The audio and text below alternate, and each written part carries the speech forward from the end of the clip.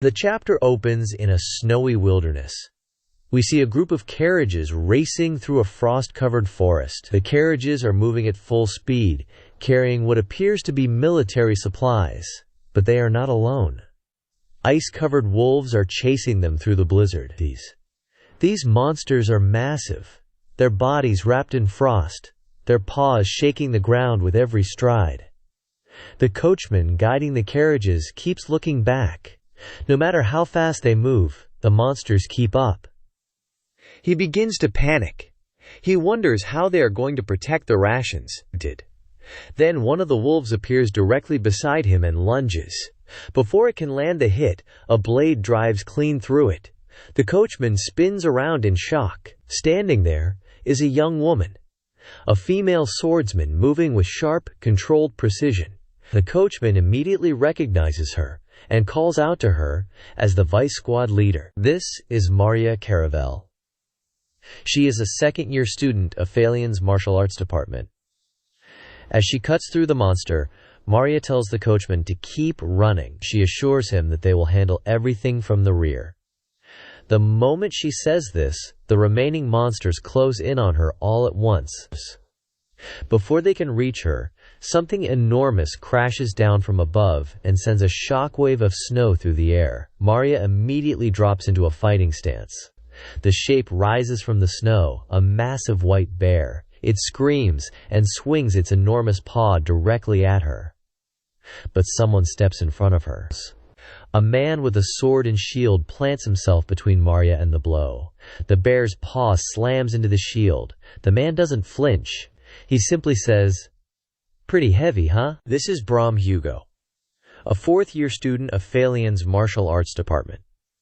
The bear slowly pushes its claws forward, trying to overpower him. The moment Brahm feels the pressure building, he channels his energy directly into the shield and releases it, blasting the bear backwards and off balance. That is the opening Maria needed. She drops low, kicks off the ground, and launches herself into the air. Her energy floods into her blade. She brings it down in a single sweeping slash and tears straight through the monster. Its body crashes into the snow below. When Maria lands, she exhales sharply. From the top of one of the carriages, another student watches the two of them from a distance. She takes note that the ground threat has been dealt with. She tells herself that the flying monsters will be cleaned up soon enough. After all, she left that task to a dependable person. And in the sky above, a red-haired student is already at work. Surrounded by crackling energy, she stretches out her hands and crushes the flying creatures around her one by one using telekinesis. She moves through them with complete calm. This is Azel, a third-year student of Phalian's magic department. Back on the ground, the last remaining threat is the one targeting the supply line directly. As the female squad leader scans the area, the ground beneath her suddenly erupts. A monster bursts upward from below the snow, enormous, multi-legged, covered in frost. It is a frost centipede. It opens its jaws wide and charges straight at her. The girl pulls back her hood. Her eyes sharpen. She raises one hand and points at the monster and says a single word. "Stop!" Immediately, black chains erupt from above and wrap around the frost centipede, locking its legs, crushing its movement, binding it completely in place. The girl rises into the air, her black whip coiling around the monster tighter and tighter. Then with one sharp motion she pulls and tears it apart. She lands quietly. The creature's remains fall around her in pieces. This is Adeshan, a fourth-year student of Phalian's martial arts department. The rest of the squad rushes over to regroup. The tension in the air starts to settle. Maria tells Adeshan she handled it well. Brahm checks if anyone is hurt. He adds that something at this level barely counts as a warm-up. The group exchanges tired smiles, but Adeshan knows the truth. She looks at each of them. Everyone has reached their limit. They have been fighting without rest since this winter began, and this is not a natural winter. Since it started, the monsters have not stopped coming. Their professors have been deployed to the outer defensive lines. There is no backup. There is no rotation. Rest is a luxury they simply cannot afford right now. Still, Adeshan puts on a calm expression and suggests they take a moment to reorganize. She reminds them that the next ambush could come at any time. They need even a short window to recover.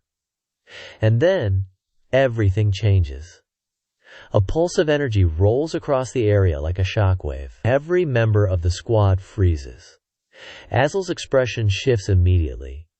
She wonders out loud if there is a general-ranked monster somewhere nearby. Maria turns to Adeshan and asks for orders. But Adeshan doesn't respond right away. Something has caught her eye. Through the snow, a figure is walking toward them. Steady pace, no urgency, completely unhurried, as if they had simply been out for a stroll through the blizzard. The figure has black hair, a sword at their side. The caption reads, "First-year student of Phalian Martial Arts Department." It is Ronan. Our boy is back, and he is now a repeating student of the academy. He looks at the squad, battle-worn, exhausted, standing over the remains of a general-ranked monster encounter, and with a calm smile on his face, he asks them one question. Has everyone been well? The squad was completely frozen when they saw Ronan standing there in the snow. Nobody could believe what they were seeing. Ronan looked at each of them with a calm smile and said that everyone seems to have changed quite a bit since they last saw each other. He looked over at Brahm and asked him if he has started growing a beard. Brahm didn't know what to say. Ronan then turned to Azel and noticed that his hair had grown much longer. He jokingly asked him if he has decided to become a woman. Then he looked at Maria and told her that her short hair suits her well. He said that short hair is more practical in combat anyway. Then he turned to Adeshan and asked her with a smile if something is bothering her. Adeshan was speechless. Ronan told her that she looks exhausted, and he then looked at the entire group and asked them why they were all staring at him like that. He said it feels like they are seeing each other for the first time in several years. The moment he said that, the entire squad ran toward him at once. Ronan was completely caught off guard. Azel and the girls tackled him into the snow and held onto him tightly. Ronan stood back and watched. Ronan asked them what was going on. He told them to calm down. As far as he was concerned, only a few months had passed since winter began. He could not understand why everyone was making such a fuss. Then he noticed that Azel and the girls were crying. Ronan's expression changed. With a confused and nervous look on his face, he asked them if he was missing something. Later, the group gathered around a campfire. The snow was still falling around them. It was there that they finally told Ronan the truth. He had not been asleep for a few months. He had been asleep for 2 years. Ronan sat quietly and took that in. The time he spent inside the mental realm had felt like only a few days at most. He could not believe that the curse had managed to screw him over even at the very end. Adeshan explained to him that Professor Surkite had done everything in her power to wake him up from the moment he fell unconscious. She tried everything she could, but nothing worked. The professor had concluded that Ronan would not be able to regain consciousness unless the curse broke on its own, so all they could do was keep their promises to him and wait. A lot of people protected him while he was asleep, and 2 years eventually passed. Ronan looked down at himself and quietly said that he had inconvenienced a lot of people. Brahm stepped in with a grin and informed Ronan that he personally handled all of his hygiene and physical care during those 2 years. He asked him if he was satisfied with the condition of his body. Ronan went pale. He suddenly understood why his skin felt so clean and well-maintained, even after sleeping for 2 full years. He nervously asked Brahm why he looked the way he did, if Brahm was the one taking care of him. Brahm asked him what he meant by that. Ronan decided to drop it. He told Brahm he was simply thanking him. Azel then told Ronan not to worry about his elder sister, Irel. He informed him that Shalafin was keeping her under extremely tight security. He said that even the Emperor's own chambers would not be as safe as wherever Shalafin had placed her. Ronan smiled nervously. He knew exactly what Shalafin was capable of, and he believed it completely. He looked around the fire at everyone and felt relieved that they were all doing well. Then he turned to Maria and asked her to explain what happened during the ambush earlier. He pointed out that for a merchant supply convoy to be attacked on the imperial trade route, which has the highest level of security in the empire, was not a small incident. On top of that, the monsters attacking them were the kind that should only ever appear in the northern regions. Even accounting for winter, that did not make any sense. Maria looked at Adeshan with a small expression of disbelief. She had not expected the first thing Ronan would worry about after waking up from a 2-year sleep to be the state of the world. She told Adeshan that Ronan really had not changed at all.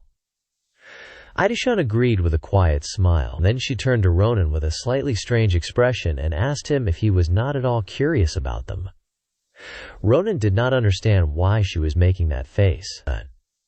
Assel stepped in and told Ronan he would explain everything. He said it all started a year ago. He told Ronan that an endless winter was brought down upon the imperial city by the Witch of Winter.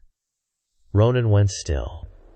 He asked Assel if he had heard that correctly. He knew that name. The Witch of Winter was the one who had engulfed the entire capital in a terrifying freezing cold. She had let countless people freeze to death. She was known as the most notorious criminal in the entire history of the empire. Ronan had been certain she was supposed to appear much later. He could not understand how the timeline had changed this much. Akazel continued. He told Ronan that their own academy was at the very center of this situation. The Witch of Winter had been last year's most promising incoming student. A girl from the northern region. Her name was Evelyn Droza. From the very first senior and junior orientation, she had drawn the attention of everyone around her. The reason was simple. She had achieved an overwhelming victory against Erzsébet.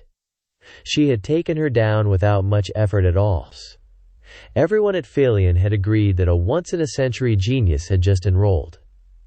Ronan had not expected Evelyn to have beaten Erzsébet. Then one day, at the very center of Phalion Plaza, Evelyn went berserk.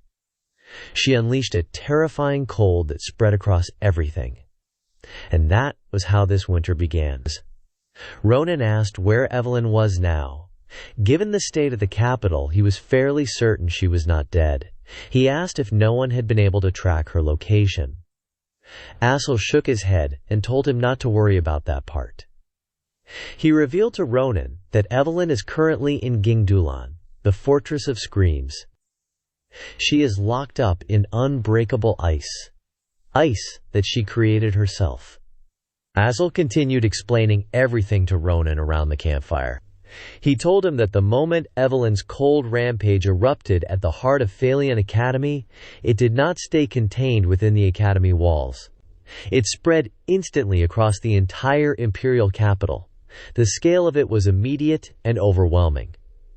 The professors of the academy responded right away. Now, Navy Rose and the others charged directly at Evelyn to stop her. But before they could get close enough to do anything, the girl raised an enormous wall of ice between herself and everyone trying to reach her. The professors were completely cut off. Eventually, they managed to subdue her. But that was only the beginning of the problem. The mysterious cold still covered the entire capital. And Evelyn had sealed herself away inside some kind of unbreakable ice that nobody had ever seen before. She was locked inside it. Unreachable. Ronan asked what Assel meant by that. He could not wrap his head around it. Adeshan stepped in and told him that things are exactly as he heard. She explained to him that the seal Evelyn created is in a completely different league from any known magic in their world. It is less like a spell and more like a phenomenon that goes beyond the rules of magic entirely. Instructor Navy Rose tried to break it. The Sword Saint Jaipa tried. Other powerful figures tried. None of them were able to leave even a single scratch on the ice. Ronan went quiet. He remembered. In his previous life, the Witch of Winter was a catastrophe that went far beyond what anyone could imagine. Compared to what she eventually became, everything that had happened so far was almost small in scale. Back then, it was not just extreme cold. The entire capital had been frozen solid inside a massive iceberg. Citizens who had not mastered cold resistance were frozen without even realizing what was happening to them. The reason she had been so nearly impossible to defeat was because of two things. First, she possessed an ultra-wide area ice spell that functioned less like magic and more like a natural disaster. Second, she had an overwhelming amount of mana that allowed her to cast endlessly within her own domain without ever running out. In his previous life, there had been only one person capable of standing against that kind of power. Another disaster entirely. Sword Saint Shelipin. The two of them were perfectly matched monsters. Their battle changed the terrain of the empire. They fought without stopping for 10 consecutive days. At the very final moment, Shelipin managed to drive his sword into the witch's heart, and barely came out victorious. But here was the thing that Ronan could not ignore. In his previous life, the Witch of Winter was powerful enough to be recorded in imperial history. But she had never possessed anything like an absolute defense. That was new. Something had changed. Something had given her a power she was never supposed to have. Ronan was certain he knew what was behind this. Nebula Klager. This level of destruction and danger was no different from an open declaration of war against the Empire. And if that organization was willing to be this obvious about it, then someone high up was involved. A bishop-level figure might be pulling the strings behind all of this. Ronan sat with that thought for a moment. He looked at the fire and said quietly that this was quite the welcome party to wake up to. Martia noticed the look on his face. She told him not to worry too much. She said that the long winter is finally about to come to an end. Ronan looked at her and asked if something had been figured out. Martia told him that the imperial family had made a decision not long ago. They concluded that this situation had gone beyond what humans alone could handle. So the emperor reached out and requested help from the Mother of Fire, kin to Navardoje. The scene shifts completely. We are taken far away from the snow to a volcano. A vast burning landscape where red dragons move through heat and fire like it is simply air. At the center of it all is a throne, and seated on that throne is a figure that commands absolute silence from everything around her. One of the dragons approaches and lowers his head. He asks if she called for him. He addresses her as the master of all species. This woman with long red hair is the Mother of Fire. She tells her subordinate that she has accepted the request of the King of Humans. She acknowledges that it is an unspoken rule that their tribe does not involve itself in the affairs of the world below. But as guardians of all land and sky, they cannot simply stand by and watch as something like this runs rampant across the earth. She calls out a name. Her son, Tarband. The moment he hears his name called, Tarband raises his head, and then he watches as his mother begins to change.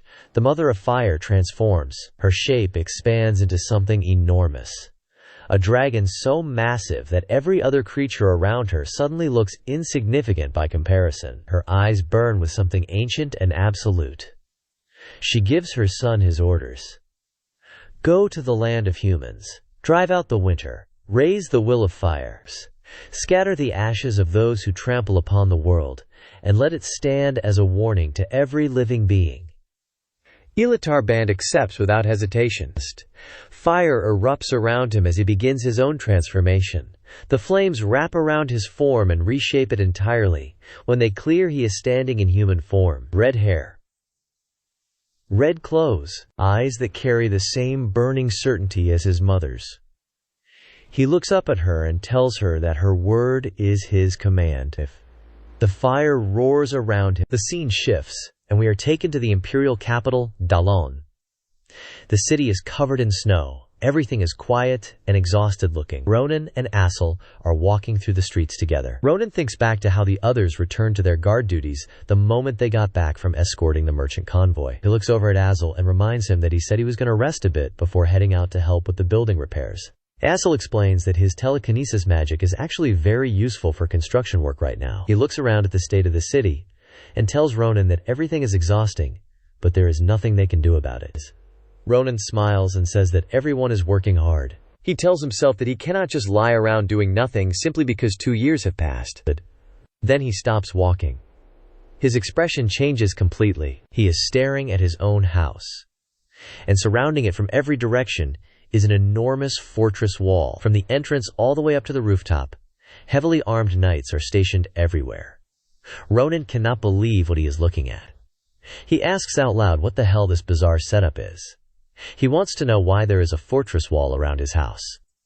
Asel reminds him that Shelipin said there was no safer place in the entire capital than his house. He tells Ronan that right after he left to break the curse, Shelipin purchased all the surrounding land.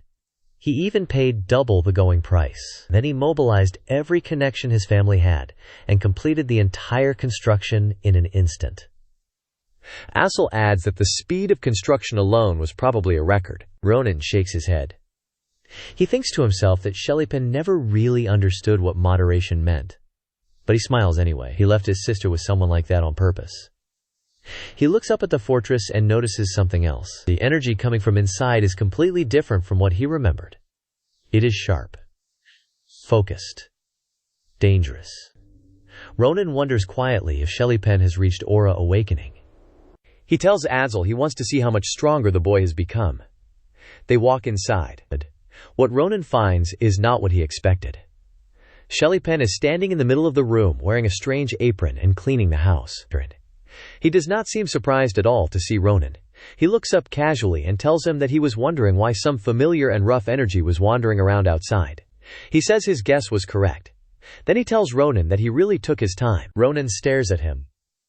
He asks Shelipin what he is doing. Shelipin tells him he is cleaning. He explains that dust is a genuine threat to Irel's respiratory system, and that it is only natural to handle it as a priority. Ronan's expression shifts to irritation. He asks Shelipin why he is the one doing the cleaning. He asks him why he is walking around someone else's house like it is the most natural thing in the world. He tells him that if he is acting as a guard, he should be at the fortress. He asks him exactly who he thinks he is. Shelipin looks at him. With a calm smile, he says that it has been such a long time. He tells Ronan that he and Irel went through a lot together while he was asleep. He says they were happy together. He calls it the most glorious time of his life. Ronan reaches for his sword. He tells Asel that he is going to kill Shelipin today. Asel immediately grabs his arm and tells him to calm down. Shelipin tilts his head and asks if Ronan is inviting him for a spar. He says he is a bit busy right now. Ronan tells him to explain himself immediately. He asks him what he means by the great undertaking. He tells Shelipin that if it is what he thinks, then today will be his last day. Then a voice comes from the doorway.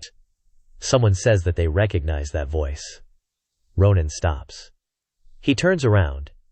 Standing there is his sister Irel. She looks at her little brother and starts to cry. The two of them stand facing each other in silence for a moment. Ronan looks at her and apologizes quietly for being late. A little while later, everyone is sitting down together. Ronan asks Shelipin if what he meant by the great undertaking was simply cleaning the house.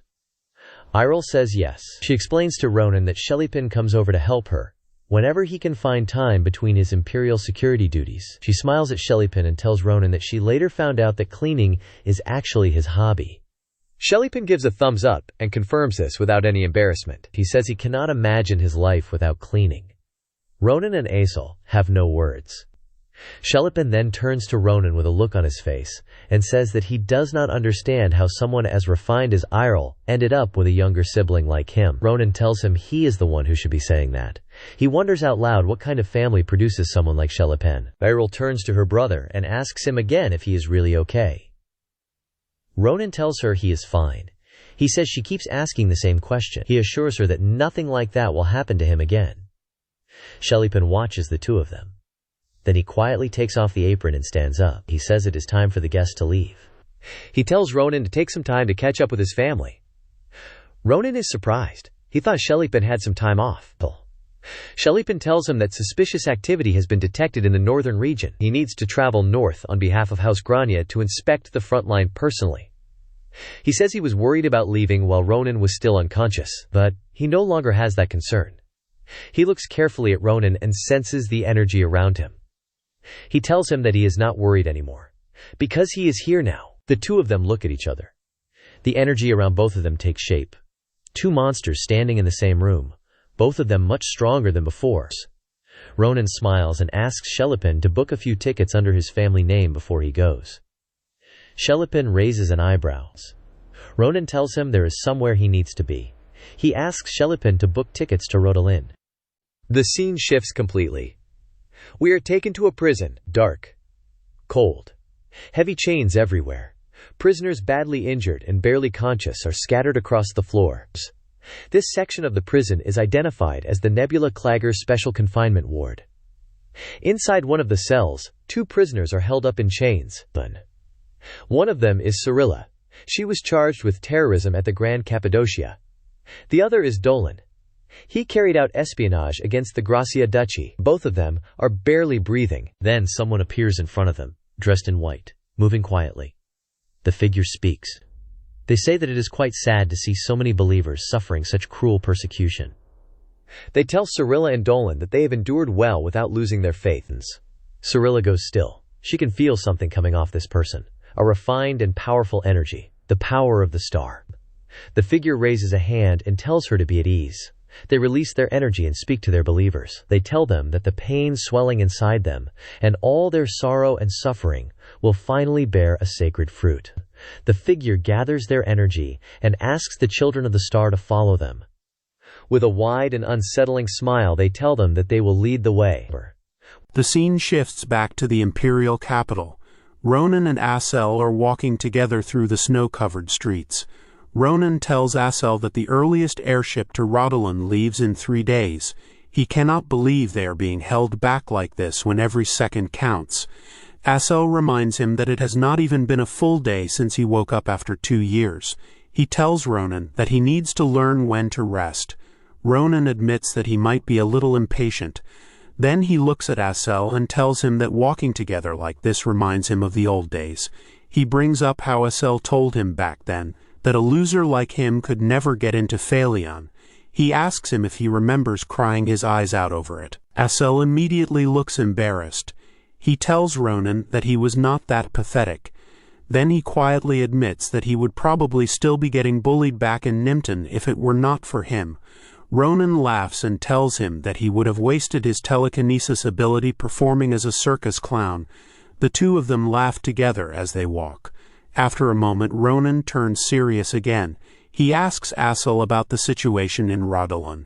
He figures that a place holding the Witch of Winter cannot possibly be peaceful. Asel tells him that they probably will not get a single quiet day once they arrive. He explains to Ronan what happened after Evelyn was transferred to Rodelin. The imperial family made a major announcement. They declared that they would reward anyone who could break the ice surrounding Evelyn and bring the endless winter to an end. After that announcement, hidden masters who had concealed their strength for years came forward. Captains of renowned knight orders arrived. Distinguished mages from the great magic tower made their way to Rodelin. Powerful figures from all across the empire gathered there. None of them were able to end the winter. Asel also tells him that all their professors have been dispatched to various regions to help find a way to resolve the crisis. He says it is a shame because they would have been happy to see Ronan return. Ronan thinks about that for a moment. He is not so sure about all of them. He figures that Instructor Naviros would start swinging her sword at him the moment she saw him. He asks Asel how Erzabet is doing. He figures that getting defeated by the Witch of Winter must have hit her pride pretty hard. Asel shakes his head. He tells Ronan that Erzabet actually has an enormous amount of willpower. The moment she was defeated, she went straight into special training. Asel tells him what she said when they asked her about it. She told them that it was actually for the better. She said she was finally able to learn what defeat felt like. She smiled and said that once she overcomes this, she will have perfected one more level as an Akaluja. Ronan is not surprised at all. That sounds exactly like something she would say. Asel then tells him that Erzabet is now part of their group. She followed in Adeshan's footsteps. Ronan smiles when he hears this. He tells Asel that he actually had his eye on her for a while now. Asel tells him that everyone in the group has been training incredibly hard. Brahm and Maria have both become incomparably stronger than before. Adeshan has even been chosen as the head of the student council. And Asel himself has been training with the grimoire Ronan gave him. He says he might not yet meet Ronan's standards, but he has not given up on it. Ronan had not expected Asel to have pushed through that grimoire without quitting. He tells him they need to check out his new skills right now. Asel does not understand what he means. Before he can ask, Ronan swings his sword. A single swing sends everything around them flying. Ronan tells Asel calmly that he was curious whether he could stop his blade before it reached him. He did not expect Asel to actually stop it. The boy used his telekinesis and caught the sword before it could hit him. Asel lets out a nervous laugh and tells Ronan that he is being way too much. He asks him if he is going to be like this after 2 years away. Then his expression shifts. He covers his fingers in energy and tells Ronan that he wants to show him just how hard they have all been working. He raises the ground beneath Ronan's feet with his telekinesis. Ronan is caught off guard for a moment. Asel follows up immediately. He pulls massive rocks up from the ground and fires them straight at Ronan. Ronan smiles. He tells him he has really improved. The rocks close in around him completely. Asel drives a sharp, thin stone through the middle of the cluster from below. But his opponent is Ronan. Ronan swings his sword and shatters the rocks around him. He draws his dagger and throws it straight at Asel. Asel creates a transparent barrier in the air and stops the dagger in place. While he is holding it there, Ronan appears directly behind him. Asel senses him. He spins around and fires his energy and the dagger back at Ronan at the same time. Ronan's sword meets both attacks head-on. The clash blows everything around them away. The dagger gets thrown up into the air. Ronan catches it on the way down. He looks at Asel and tells him that a lot has changed in 2 years. His casting speed, his battle reactions, and even his eyes are completely different now. Asel wipes the sweat from his face and says that he worked very hard. Ronan spins his dagger and puts it away. He looks at Asel and tells him that he passes. Then, with a wide smile on his face, he tells him to be happy. He has decided to take him along on his very first adventure as a celebration of his grand return. Then he gives Asel a look and asks him quietly if he knows what happens if he refuses. Asel goes pale. He realizes immediately that he has no way out of this. 3 days later, we are taken to a port filled with airships. Ronan and Asel are standing together waiting. Asel asks Ronan if he is waiting for someone. Ronan says yes. A figure approaches through the snow. She has a large scar across her face. She walks with the kind of presence that fills the space around her.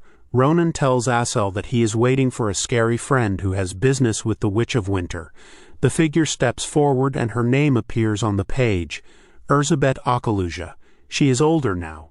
The scar on her face is new, and everything about her says that the last 2 years were not spent resting. The scene takes us back one day before Ronan departed for Ronan. We see Elizabeth standing alone on a balcony looking out at the academy. The snow is falling quietly around her. Someone appears behind her and tells her that she is going to freeze, standing out there like that. Elizabeth smiles without turning around. She tells Ronan that he is still just as shameless as ever, even after 2 years. She welcomes him back. Ronan waves and asks her why she is not acting surprised. He tells her this was supposed to be a surprise visit. Elizabeth explains that she cannot really pretend to be surprised, because his energy stands out far too much. She tells him she felt his presence the moment he woke up. She had already known that he broke the curse.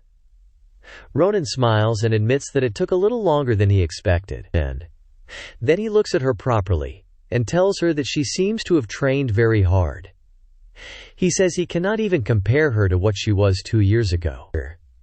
Elizabeth smiles quietly and says that this is only natural for someone who carries the Akalusia name. Then she adds that there are still some things she has not fully worked out yet. Ronan glances at the scar on her face. It reaches all the way down to her hand. He reaches into his coat and pulls out a ticket. He tells her that he has found exactly the right person for this adventure. He asks her to come with him to Ronan. Elizabeth looks at the airship ticket in his hand. Her expression shifts. Ronan tells her that he is going to visit Evelyn. He asks her if she does not think it is about time for a revenge match. She goes still. Ronan asks her directly. He asks if she kept the scar that could have been healed with a single potion just to remember her defeat. He tells her that no matter how many days she stands there, replaying that fight in her head, She will not change anything by doing that. He tells her that sometimes the only answer is to face a problem head-on. Elizabeth is quiet for a moment. Then she tells him that he is the only person who would speak about a lady's inner thoughts without a single consideration for her feelings. She tells him he still has absolutely no manners. Then she uses her magic to pull the ticket right out of his hand. She tells him she will come to Ronan. The scene shifts, and we see the airship approaching a large and grim-looking prison island. When Ronan and his group arrive at the entrance, a figure comes out to greet them. He is wearing a chrome mask. He thanks them for coming all this way and introduces himself as Guard K. He says he is in charge of today's reception and invites them to call him K. He tells them it is an honor to be hosting such talented individuals from Phaleon. Ronan glances back and notices that Aesel is already shaking behind him. He asks him if he is scared before they have even gone inside. He tells him the inside is much worse than this. Aesel cannot believe what he is hearing. Guard K turns and asks them to follow him. He tells them he will escort them directly to where the Witch of Winter is being held. As they walk through the prison, they pass cells filled with Nebula Clagger cultists. Some of them are calling out to the star, asking for its blessing. Ronan says quietly that this place is still as intense as ever he can. He asks Guard K if everyone here is a believer of the church. Guard K does not answer. He simply tells them that they have arrived, and asks them to protect their bodies with mana, because the cold inside is extreme. Opens the door slowly, and explains as they enter. This place is a special facility established for the containment of high-risk criminals. It is currently holding only one person. It is known as the Abyss, Judecca. Ronan steps inside and sees her immediately. Evelyn Droza. She looks younger than he expected, but he is certain. This is the Witch of Winter, the girl who turned the entire empire into ice. She is sealed inside a prison of her own making, frozen and completely still. Elizabeth stares at her in silence. Guard K tells the group that there is currently a challenger attempting to break the ice. He asks them to watch. The challenger steps forward. He identifies himself as Cairo Bunta, Knight Commander of the Humanist Knight Order. He raises his sword and declares that he will cut through the ice with a single strike and save the Empire. He swings with everything he has. His sword shatters. Cairo stands there staring at the broken blade in his hand. He cannot process what just happened. He says it out loud. That sword was a legendary blade passed down through generations of the Knight Order. It did not leave a single scratch. Another figure steps forward from the side. He tells Cairo that this is exactly why knights are useless.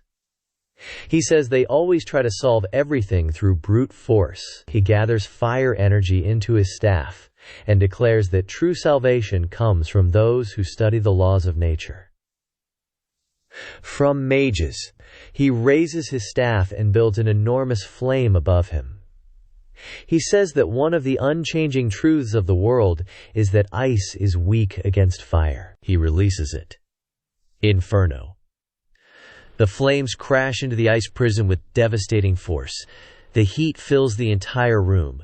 Elizabeth watches with wide eyes. She had not expected the mage to unleash something comparable to the high-ranking magic of the Dawn Magic Tower. The fire fades. The ice is completely untouched. Aesel says quietly that the knight's strike was flawless in every way. He cannot understand why it did not even scratch the surface. He wonders out loud what the source of Evelyn's magic actually is. Ronan already knows. Both of those men were skilled. They were simply unlucky, because what is protecting that ice is not just Evelyn's power. The blessing of the star has been imbued directly into the ice. The church's power is woven into it. Ronan wonders whether Evelyn was connected to the church all along. If the blessing of the star is the root of this, then cutting through the ice should not be beyond him. But something feels off. This situation is different from anything that happened in his previous life. And this prison is likely already full of the church's eyes and ears. If he acts now, his cards will be revealed. He decides to observe first. Investigate quietly. There will still be time to cut through the ice once he understands the full picture. Then something changes. A voice comes from outside the room. Lowly. It says that the stench of the lowly fills this place. It says it is disgusting.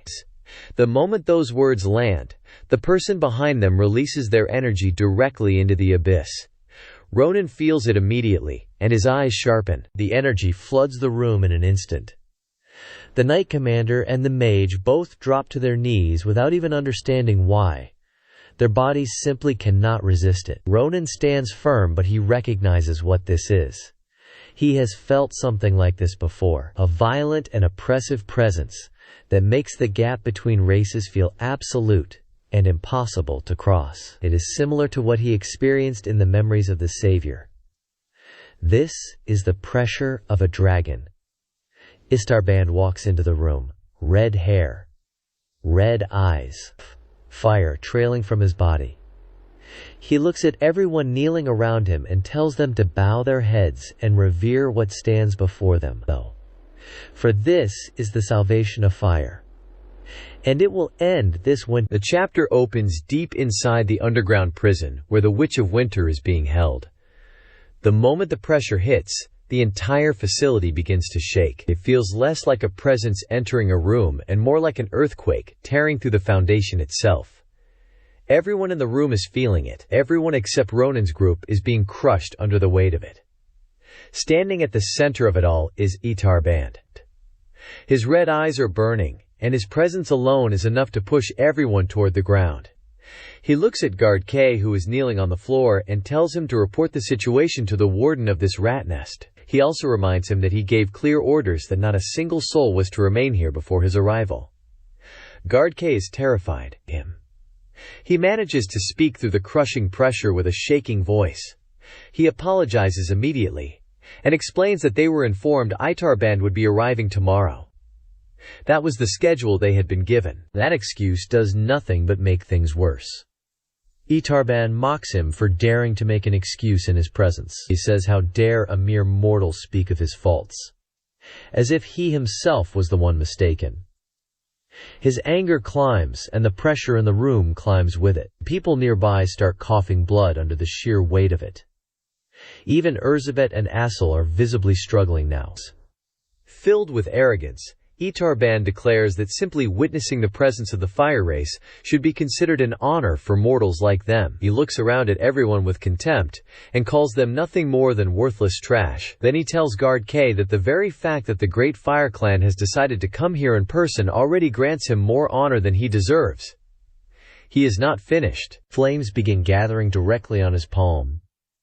His hand glows with concentrated fire mana so dense that Guard K can barely process what he is looking at. For the first time in his life, he understands what the true power of a dragon actually feels like. Istarband raises 2 fingers. All the flame in the room pulls toward them, his eyes blazed. He coldly orders Guard K to turn to ash. Then a hand appears and shoves his arm aside. Itarband stops.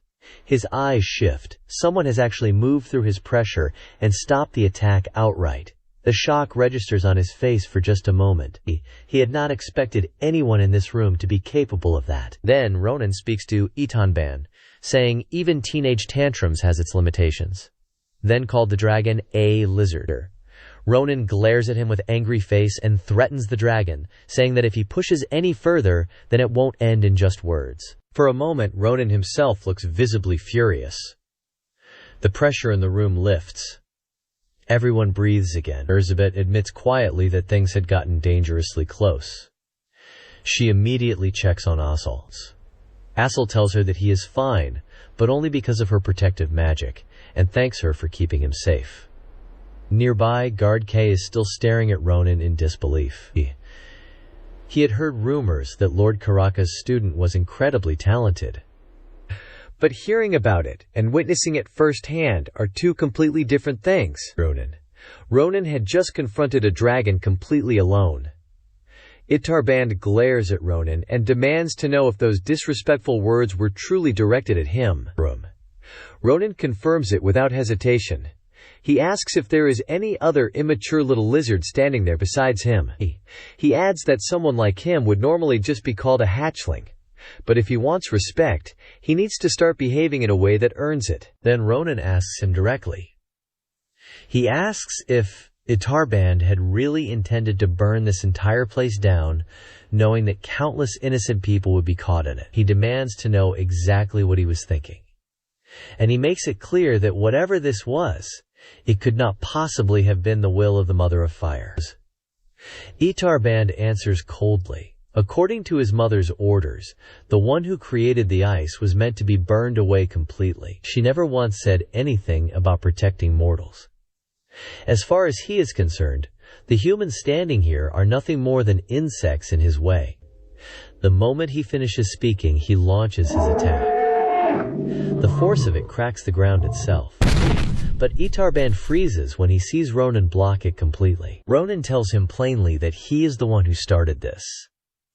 Then he shoves Itarband's arm back and surges forward with his dagger drawn. Itarband prepares his own counterattack at the same instant. Both of them are a heartbeat away from striking each other. That is when the chains appear. They come from nowhere, wrapping around both of their arms at once, restraining them mid-motion. Above them, a marked figure floats in the air, controlling every chain with absolute precision. Even Ronan is caught off guard. He had not sensed even the faintest trace of this man's presence before this moment. The man pulls the chains tight, forcing Ronan and Itarband apart while still suspended in the air.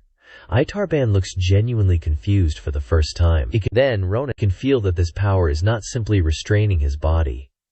It is reaching into his mana itself. The man speaks calmly. He reminds both of them exactly where they are standing. He describes this place as the deepest darkness of the Empire, the very thing that protects the Empire's light. Because of that, every rule here must be obeyed, without exception. He warns them both to behave, because as the one in charge of Rodolin, he will not tolerate this kind of disturbance. He adds that if today's incident reaches the Mother of Fire, it would become deeply embarrassing for the Heir of Fire as well. Itarband's eyes narrow. He accuses the man of threatening him, mocking his boldness, and wonders aloud what would happen if there was no one left alive to report it. The marked man does not flinch. He tells him calmly that he seems blinded by the power of his own race. Even so, the laws of Rodolin must be upheld no matter what. At that moment, more marked figures appear around them. The atmosphere turns razor sharp. The man declares that even if enforcing the law costs him his own life, he will carry out his duty regardless. Itarband feels the full weight of how serious this has become. Slowly he begins breaking free of the chains. Then he delivers his final warning. It gives them exactly 1 day. The next time he sets foot in this place, not a single mortal should remain. There will not be a second chance. With that, he turns and walks out of the room. Watching him go only makes Ronan angrier. He cannot help but wonder just how badly the Mother of Fire raised her children for them to turn out with personalities like this. Still, he has to admit, personality aside, the dragon's strength was undeniably real. Ronan turns toward the man who intervened, a small smile breaking through his irritation. He tells him that he arrived at exactly the right time, and that it has been a long time. The man smiles back. Long time no see, Karaka. Karaka looks him over, something close to pride settling into his expression as he responds. Long time no see, Ronan. He tells him that he has turned into a truly exceptional man. The scene shifts back to Rodolin. Outside the window, heavy snow continues to fall, covering everything in freezing white. Inside one of the rooms, an old man apologizes to the group for bringing them to such a poor place to stay. He explains that they had no other choice and asks for their understanding. Ronan responds immediately that they are not here on vacation. As far as he is concerned, even this arrangement is already more than enough. Erzsébet looks visibly irritated the moment she sees the state of the bed in the room. Ronan notices and asks if something is wrong. She calmly tells him there is nothing to worry about. Everything is fine. Ronan then turns to Karaka and brings up Evelyn, the Witch of Winter. He mentions that quite some time has already passed since her imprisonment here, and asks if they have uncovered anything useful about her during that period. Since Karaka already knows who they really are, he sees no reason to hide anything anymore. He begins explaining. It has been exactly 1 year since Evelyn was captured. During that time, investigators were sent to her homeland in the north to dig into her entire past. What they found turned out to be far more interesting than anyone expected. According to Karaka, Evelyn Droza, once known simply as a promising new student, had actually been raised and prepared as a test subject by the Droza family. Their goal was to create someone capable of destroying the Akalusia bloodline itself. Elizabeth's expression shifts the moment she hears that. The shock is real, as Karaka continues. The Droza family had once been one of the core noble houses of the north. Generations ago, they held enormous wealth and influence at one point, with a status that stood equal to House Akalusia itself. But at some point, all of that prosperity collapsed completely. Karaka glances at Elizabeth, implying that she probably already knows the reason behind it. Elizabeth says nothing. She simply stares quietly at her locket as he continues speaking. He explains that the downfall began with the Akalusia invitation system. House Akalusia had once announced that anyone strong enough could join their family, regardless of background or bloodline. Power alone was what mattered to them. Because of that open invitation, many powerful individuals from other noble houses abandoned their original families to join Akalusia instead. As a result, numerous noble lines lost their strongest members one by one, and slowly fell into decline. The Droza family was one of those that collapsed. Their wealth dried up. Their influence disappeared. And eventually a family that once stood among the most powerful in the north faded quietly into history. Over the years that followed, something darker took root in what remained of them. Jealousy. Hatred. It grew slowly and never stopped. Karaka reveals that investigators found evidence of forbidden magic being practiced within the family. Extremely dangerous training methods as well, all of it pointing toward one purpose: revenge against someone. Ronan asks him directly if the Droza family itself is involved in what is happening now here. He wants Karaka's honest opinion, not a guess. Karaka admits there is currently no reliable way to know for certain. Ever since the endless winter began, every single remaining member of the Droza family vanished without a trace. Even Ronan finds that difficult to accept, and an entire family does not simply disappear. Karaka confirms quietly that because of their disappearance, there has been no way to push the investigation any further. Given the current situation, he explains that breaking the ice as soon as possible has become absolutely necessary. At that moment, something shifts in Karaka's expression. A signal reaches him directly. He sets it aside for now and turns back to the group. Peace. He tells them that everyone here is holding extremely high expectations for what they can accomplish. Even with the heir of fire and the dragon already present in Ronan, he admits personally that he trusts people like them far more. His instincts tell him that they are the ones who will actually end this endless winter. With that, he decides to let them rest after their journey. He promises that when their turn comes tomorrow morning, he will personally come to retrieve them. He wishes them a good night and leaves the room. The moment he steps outside, his expression changes completely. He turns to the man standing beside him and asks about the transmission he just received. The man confirms that it is real and delivers the report again. According to the report, members of the order who had been imprisoned have suddenly gone insane. They have started a violent riot inside the prison. The scene shifts to the prison itself. The order members no longer look human. They move like the dead, attacking anyone in reach without hesitation, even the marked guards stationed to contain them. In the middle of the chaos stands a man badly wounded from trying to hold the line. It is Guard K, the same man who escorted Ronan's group earlier. He cannot understand how this happened. Hours ago, these prisoners could barely breathe under their own restraints. Now they have torn through one of the most secure cells in the entire facility like it was nothing. One of them lunges at him, fist raised. Before the blow can land, chains snap through the air and drag the attacker backward. Karaka has arrived. He moves through the room, binding prisoner after prisoner with his chains. The crazed inmates immediately turn their focus toward him. Guard K feels something close to relief at the sight of him. Karaka stares at the prisoners now restrained in front of him and speaks coldly. He reminds them how much effort it took to remove their fangs, tear out their claws, and cut away the danger in them after their last uprising. He tells them they were treated fairly, like everyone else. And still, they turned around and stabbed him in the back. He says quietly that this betrayal has shattered something in him. Around the prison, many guards have already fallen. One of the survivors shouts for reinforcements, ordering everyone to suppress the prisoners before their numbers thin out any further. If they lose any more people, holding the line becomes impossible. The remaining guards push forward. One drives a hammer and chisel weapon straight into a prisoner's mouth, shattering his teeth and tearing his jaw apart before he collapses. Two more rush in immediately to fill the gap. Another guard swings and sends both of them slamming into the wall. Behind them stands a girl named Q, fighting alongside a boy named P. None of it slows the prisoners down. They keep coming. Guard K's condition is getting worse by the second. Karaka kneels beside him and asks if he is all right. Guard K manages a weak response. Karaka tries to reassure him, telling him that a healthcare team is on its way. Guard K already knows better. He has lost too much blood. Instead of asking to be saved, he begs Karaka to focus on the comrades who can still be saved. He warns him that this riot has too many suspicious elements to be a coincidence. Someone is controlling all of this from behind the scenes. With the last of his strength, he asks Karaka to protect the Empire's traditions and safeguard Ronan itself.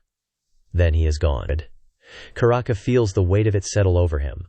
Slowly he rises to his feet. He admits to himself that this has become an enormous problem. Looking at everything unfolding around him, he already knows this is going to be a very long night. The chapter opens with a quiet memory. A masked figure recalls Guard K's past, the kind of past nobody at the prison ever knew about. K had no family left. As a child, bandits slaughtered everyone he had, leaving him completely alone in the world. He could have let that loss break him. He did not. Instead, he kept standing back up, again and again, carving out a path for himself piece by piece. That path eventually led him to Ronan. The masked figure remembers K's very first day as a newly appointed guard, the passion in his voice, the determination in his eyes. K had stood there and spoken about his ambitions, about the kind of guard he wanted to be, and reported his resolve to serve with everything he had. The memory shifts toward Karaka. In it, K declares his vow as a guard of Ronan. He promises to handle every threat with absolute diligence, to protect the Empire and guarantee its safety. His goal was simple. He never wanted innocent civilians to suffer the kind of sorrow he had suffered as a child. He swore to give everything he had, and thanked Karaka, the interrogation chief, for the chance to do it. He pledged to carry out any order necessary for the peace of the Empire. The memory fades. We are back in the present. That same man now lies captured in the hands of the masked figures. His condition is horrific. Blood covers nearly every inch of him. He is barely holding on to life. The masked group forces a strange crow-shaped mask onto his face. One of them speaks. They declare that one of the lamps that once lit this empire has just been extinguished. At the same moment, orders go out to Q, P, and Focus. Prioritize saving anyone who can still be saved. Then the masked man steps forward and announces that he is taking direct control of all law enforcement here, effective immediately. His message to the rioters is simple and absolute. They no longer have any rights. A chain appears around his hand. One end of it is shaped like a hammer. The other end tapers into a sharp, cone-shaped point. With death in his eyes, Karaka says there will only be merciless judgment. Pressure builds inside the special confinement cells. Suddenly, one end of the chain shoots forward and takes a prisoner's head off instantly. He dies on the spot before he even understands what happened. The two prisoners standing on either side of him freeze. They are still staring at their dead companion, struggling to process how fast it happened, when the chain wraps around both of them at once. They get yanked straight to the ground and killed instantly as Karaka appears right beside them. Karaka stares straight ahead. His eyes have turned red. A group of prisoners lunges at him, trying to bring him down. Karaka spins the chain wildly and hurls it straight into them. Arms and heads are torn away from bodies in the same motion. He stands in the middle of a spreading pool of blood, chain still in hand. Then he sees a massive prisoner standing his ground, trying to face him while the others push him forward from behind. Karaka throws his chain at the giant. The giant smirks and catches it with his bare hands. For a moment, Karaka is genuinely caught off guard. With menace creeping into his voice, Karaka tells him to hold on tight to that chain, because now he is coming for him. The giant's expression shifts the instant he hears it. A blinding strike lands a moment later. Karaka's fist connects directly with his face and slams him into the ground with overwhelming force. His chain keeps moving, cutting straight through the rest of the group as he walks through them. Two surviving guards, Q and P, stand frozen, watching the carnage unfold. Q says quietly that it has been a long time since they have seen Karaka this angry. P responds that it only means one thing. The situation is exactly that dangerous. He continues that that's why he has another nickname, Rodalin's Nightmare. The remaining rioters look terrified now. They stare at the bodies of their fallen comrades, horror written across their faces. Karaka, his eyes still glowing red, calls out the next prisoner to be executed. He takes one step forward. The prisoners take one step back. Looking at him, they understand exactly what their lives are worth right now. With horrified, panicked screams, they turn and run from him. Walking after them, Karaka says it is no use. This is Ronan, the fortress of screams that never lets the guilty go. He continues, for those who cannot cleanse their sins, there is no path of escape. Then he stops, mid-sentence. A rippling purple energy radiates outward from deep within the darkness as he stares into the abyss of the prison. Suddenly, every fleeing prisoner's face begins to swell. Bigger and bigger. Then all of their heads explode at once. Karaka, Guard P, and Guard Q are all left stunned.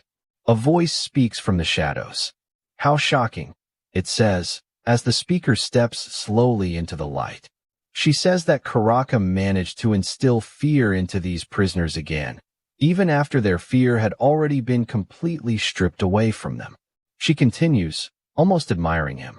He has remarkable talent, she says, and he is wasting it away as nothing more than a gatekeeper standing behind iron bars. So she will grant him a chance at something greater, a chance at glory. With a smile spreading across her face, the woman asks Karaka a single question. Would you like to become mine? The chapter opens with Karaka and the mysterious woman standing face to face. She asks him the question again. Would he like to become hers? She tells him she can offer him the greatest glory, an escape from this gloomy cave. Karaka studies her with quiet curiosity as she continues. She tells him he could spend the rest of his life in salvation, under her. With a wide, unsettling smile, she introduces herself. The Bishop of the North. Karaka's surprise flickers across his face for just a moment. Then his mind starts moving fast. He gives the order. PQ. From this moment, lock down Ronan. Issue a Level 1 emergency response alert. He continues without pause. Q is to evacuate the wounded and request reinforcements from the Imperial Palace. P stays with him to deal with this directly. As he removes his mask, Karaka thinks to himself, a bishop. To think someone this valuable for interrogation would walk in here on her own 2 feet. With his mask now fully off and a faint smile on his face, he tells her that her wonderful cooperation leaves even him at a loss for words. He holds the mask loosely in one hand as he says it. He looks at her directly. Since things have turned out this way, could he ask her something simple? She replies with a faint hum of amusement. If it is him, she will allow it. Looking at the bodies scattered around them, chain still in hand, Karaka tells her plainly that her role as the instigator of this riot is already painfully obvious. So first, he wants to examine the condition of these people. He continues. Even with limbs torn off and skulls crushed, they kept charging forward endlessly, lost in madness and violence. He remembers them lunging at him and adds that in the middle of all that, There was not the slightest sign of life left in any of them. They were like butchered meat that had somehow come alive and started moving on its own. Based on everything he has seen in his career, this goes well beyond simple brainwashing. He lays out his theory. The most likely explanation is something that disrupts the very foundation of life itself. Strictly forbidden. Black magic. Control of the dead. They were almost certainly being puppeted by it. And it goes further than that. Not only did they massacre prisoners under heavy surveillance without warning, whoever did this also controlled this many people simultaneously. That kind of control requires power on an entirely different scale. A flicker of anger crosses his face. If there is a black mage in the Empire's entire history capable of something like this, he can think of only one. Intoxicated by madness. Someone who could never be controlled by anyone. The one true spiritual progenitor of black magic users. Leader of a heretical cult that worshipped death, blood, and vengeance. The head of Mournvale. The Veil of Sorrow. Seraphina de Mournvale. The Saintess of Death. The moment Karaka finishes, the bishop, purple aura swirling lazily around her, says with something close to nostalgia that those were the good old days. She pulls out a locket hanging around her neck. She tells him that name was merely what she carried during her ignorant days. He should call her Seraphina de Clegier now. Now, she says, she is a believer of the stars. A menacing smile spreads as she looks down at the locket. She tells him she ardently serves the one true God. Karaka glances back at one of his comrades. He tells her he will keep that in mind. At the same moment a message comes through. The wounded have all been transferred to safety. With an expression caught somewhere between anger and suspicion, he puts his mask back on. He tells her that the fact someone of her standing made the trip here personally suggests she has a very clear objective. His eyes glow red beneath the mask as he asks her directly, "Is she planning to take the Witch of Winter?" She smiles, almost offended by the bluntness of it. "What a harsh choice of words," she says. An image of Evelyn flashes through the moment. The bishop explains plainly. She had been grooming that child from the very beginning to become the next bishop of Nebula. The girl already belongs to her. She continues, something almost sour crossing her expression. An unexpected variable forced her to keep the girl here temporarily. Her hand trembles slightly as she adds that the variable in question is going to serve as nourishment for her own perfection. Crazed excitement floods her eyes. She says the anticipation alone is making her entire body tremble, and her body does exactly that, shaking with something that looks closer to ecstasy than fear. She tells him she has danced to their tune long enough.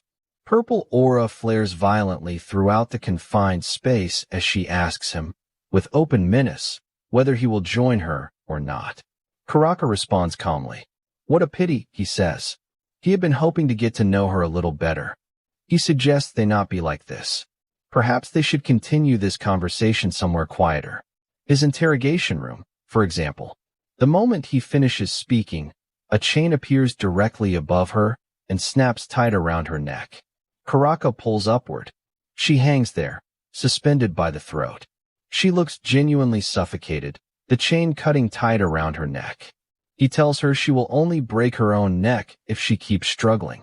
Her voice comes out slow and strained as she says she cannot breathe. Then the chain falls apart. Her purple energy radiates outward from where the chain used to be. She says, almost as an afterthought, that she would also like to mention something. Karaka is genuinely shocked. Internally, he sinks at the realization. How can she melt an aura-bound restraint that easily? He wonders quietly whether his ambition of capturing a bishop alive was simply too much to ask for. As she drops back down, still looking straight ahead through the dissolving chain, she murmurs something. To steal the head start without hesitation. What an excellent subordinate he would make. Then he hits her hard. The bishop slams into the wall with a heavy thud. Her arm tears off and falls to the ground. Cracks spread out from where she hit the wall. She tells him, almost approvingly, that he is pretty good. He managed to injure her body, even broke her hand. She could probably make him the gatekeeper of her diocese. A magic circle forms where her severed arm used to be. She continues speaking as if nothing happened. At the same time, another magic circle appears around one of the nearby corpse's hands. That hand vanishes instantly. Her own arm restores itself immediately. She says it is honestly not a big deal at all. Karaka watches from a short distance, stunned. Her arm regenerated the instant the corpse's arm disappeared. He realizes what he is looking at. Black magic that uses corpses as an offering to restore flesh. This is becoming a serious problem. It means she is close to a mortal. The bishop stares at her restored hand with a crazed smile, clearly pleased with herself. She stands up, remarking that this is a hassle. It seems it will take some time to bring all of them under her control. She pulls something out of her coat. As she does, she tells them she unfortunately has urgent business elsewhere and cannot keep them company any longer. With a wide, crazed smile, she looks down at her palm and says she will have her trusted vessel greet them instead. Guard P and Karaka both brace themselves, alert and ready. The bishop throws the object in her hand toward them, remarking that it has been a while since it was used. Something rolls across the ground toward Guard P and Karaka. Black energy begins pulling out of the corpses scattered around the cell, flowing into the object the bishop threw. The object keeps rolling, slowly reshaping into something human. It comes to a stop right beside Guard P, curled up tight on the ground at his feet. Guard P stares down at it, unsure what he is even looking at.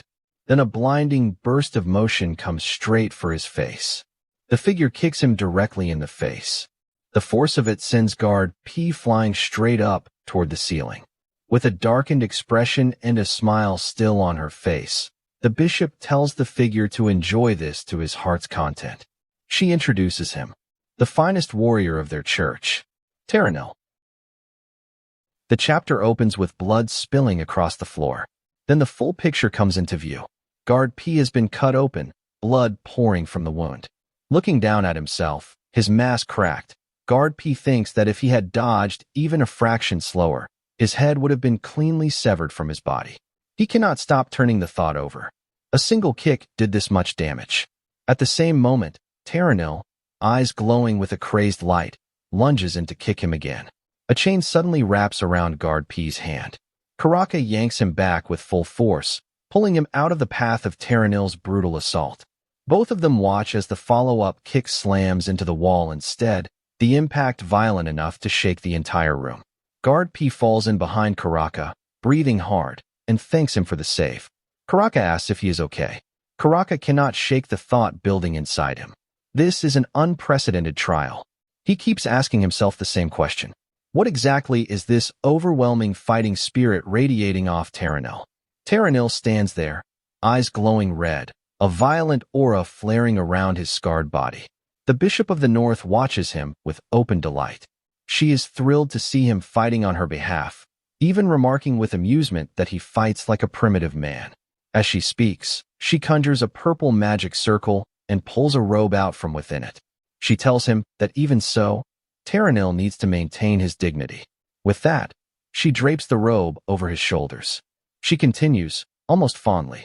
2 years ago, she found him as a corpse during a special mission. Now he belongs to her completely. With a crazed smile, she adds that once, he had been a proud member of the order. The Southern Bishop. The instant Karaka hears that title, he is struck still. It clicks into place immediately. He had been wondering why this presence felt so familiar, and now he knows why. 2 years ago, this man had been reported dead after a battle alongside Ronan and Shelipin in Dinar. With that same unsettling smile, the Bishop of the North looks at the corpse lying discarded beside her and confirms it. He had once been the highest-ranking executive of the order. Taranil. She leans in close to his ear and whispers something. She does not care if her opponents lose their limbs, she tells him. He only needs to make sure they stay alive. With a crazed grin and glowing green eyes, Taranil answers her with a low, guttural growl of agreement. The Bishop of the North turns and walks toward the door, leaving the room behind. As she goes, she tells her vessel to have fun.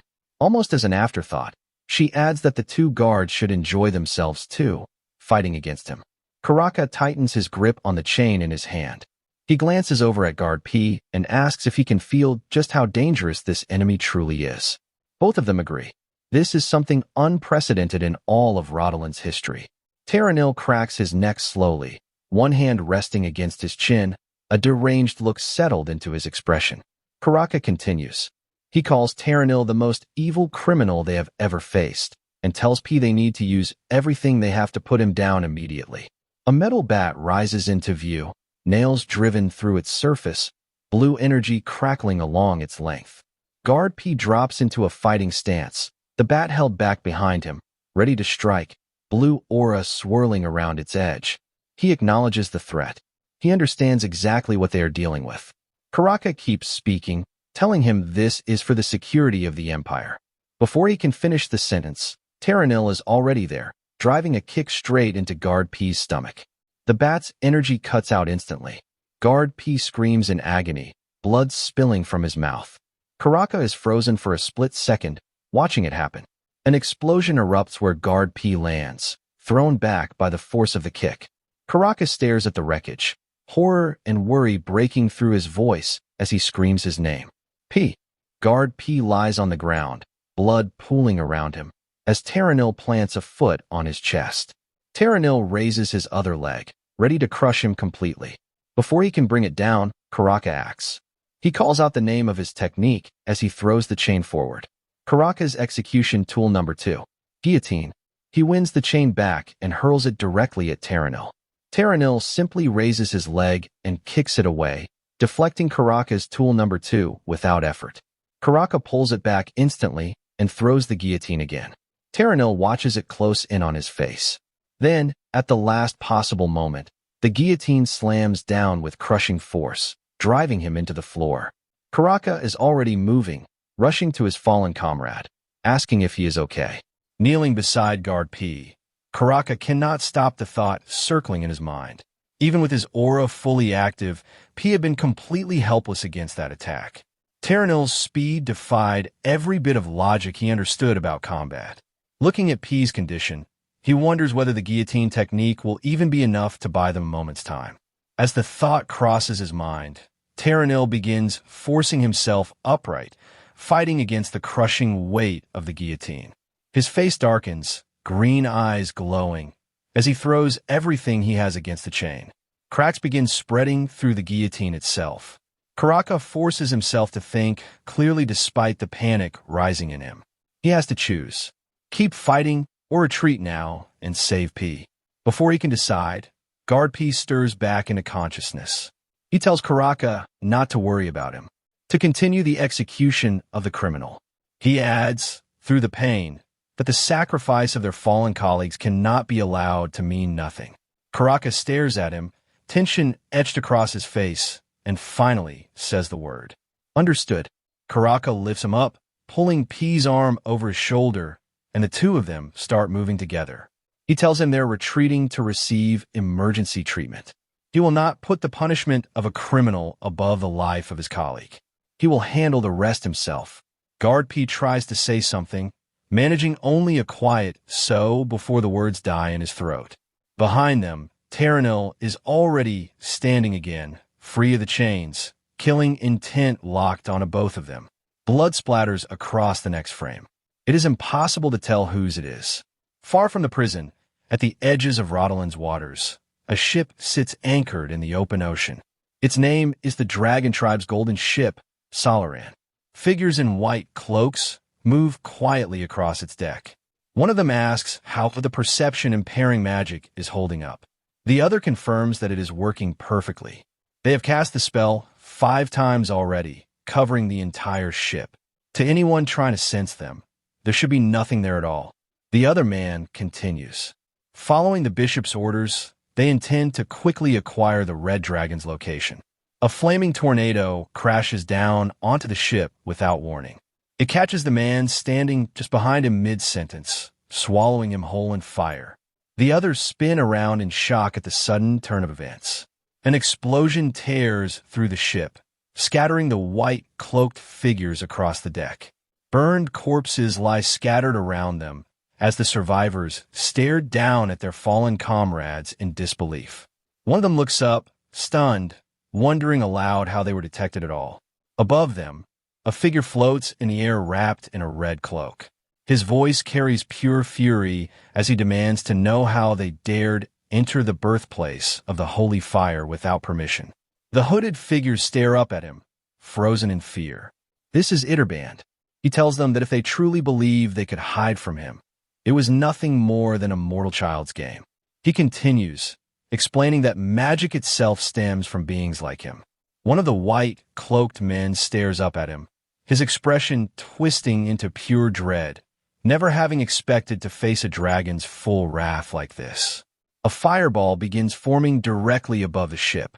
Iterband tells them to understand that and become ash. As he speaks, he conjures dozens more fireballs across the sky and hurls them all down onto the ship at once. The cloaked figures scramble, casting frantic magic circles, doing everything they can to survive the onslaught. None of them manage to escape the dragon's fury. A flaming tornado rises up from the wreckage of a ship, consuming everything left. Watching from the top of a nearby tower, someone observes the spectacle and murmurs that it is a beautiful firework, announcing the beginning of everything to come. It is the Bishop of the North. Her smile stretches wide with something close to ecstasy, eyes wild as she watches the fire consume the ship below.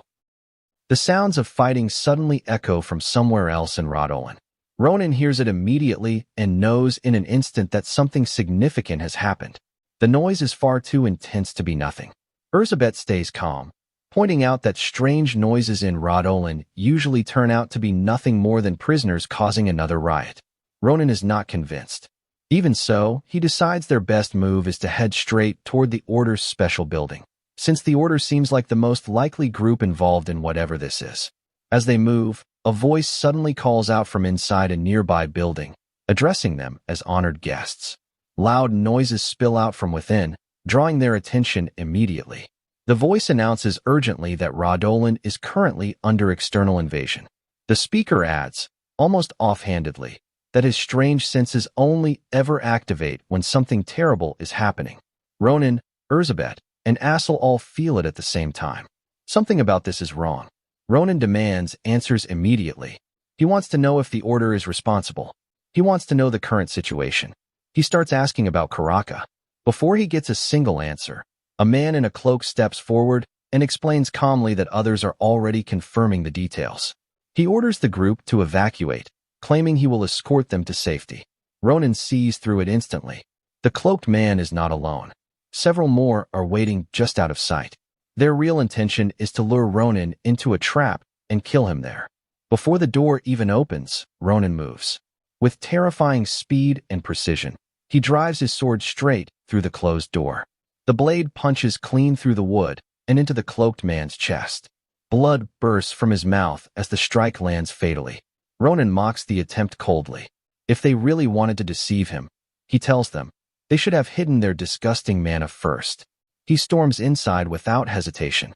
His sword tears through everyone waiting in ambush, severing limbs and cutting down attacker after attacker as he moves through the room. The survivors scream for everyone to kill him. At that exact moment, Elizabeth and Assel arrive. Both unleash their mana at once, raining attacks down on the remaining enemies. One after another, they fall under the assault. Looking at the aftermath, Ronan realizes this incident runs far deeper than they originally thought.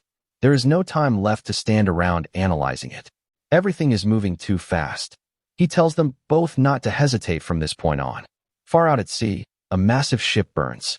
A violent storm churns around it. Everyone aboard has already been reduced to ash and ruin. Standing alone in the middle of the destruction is Iterband.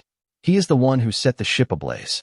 Looking over the wreckage, he sees nothing but pathetic moths that could not even manage to struggle.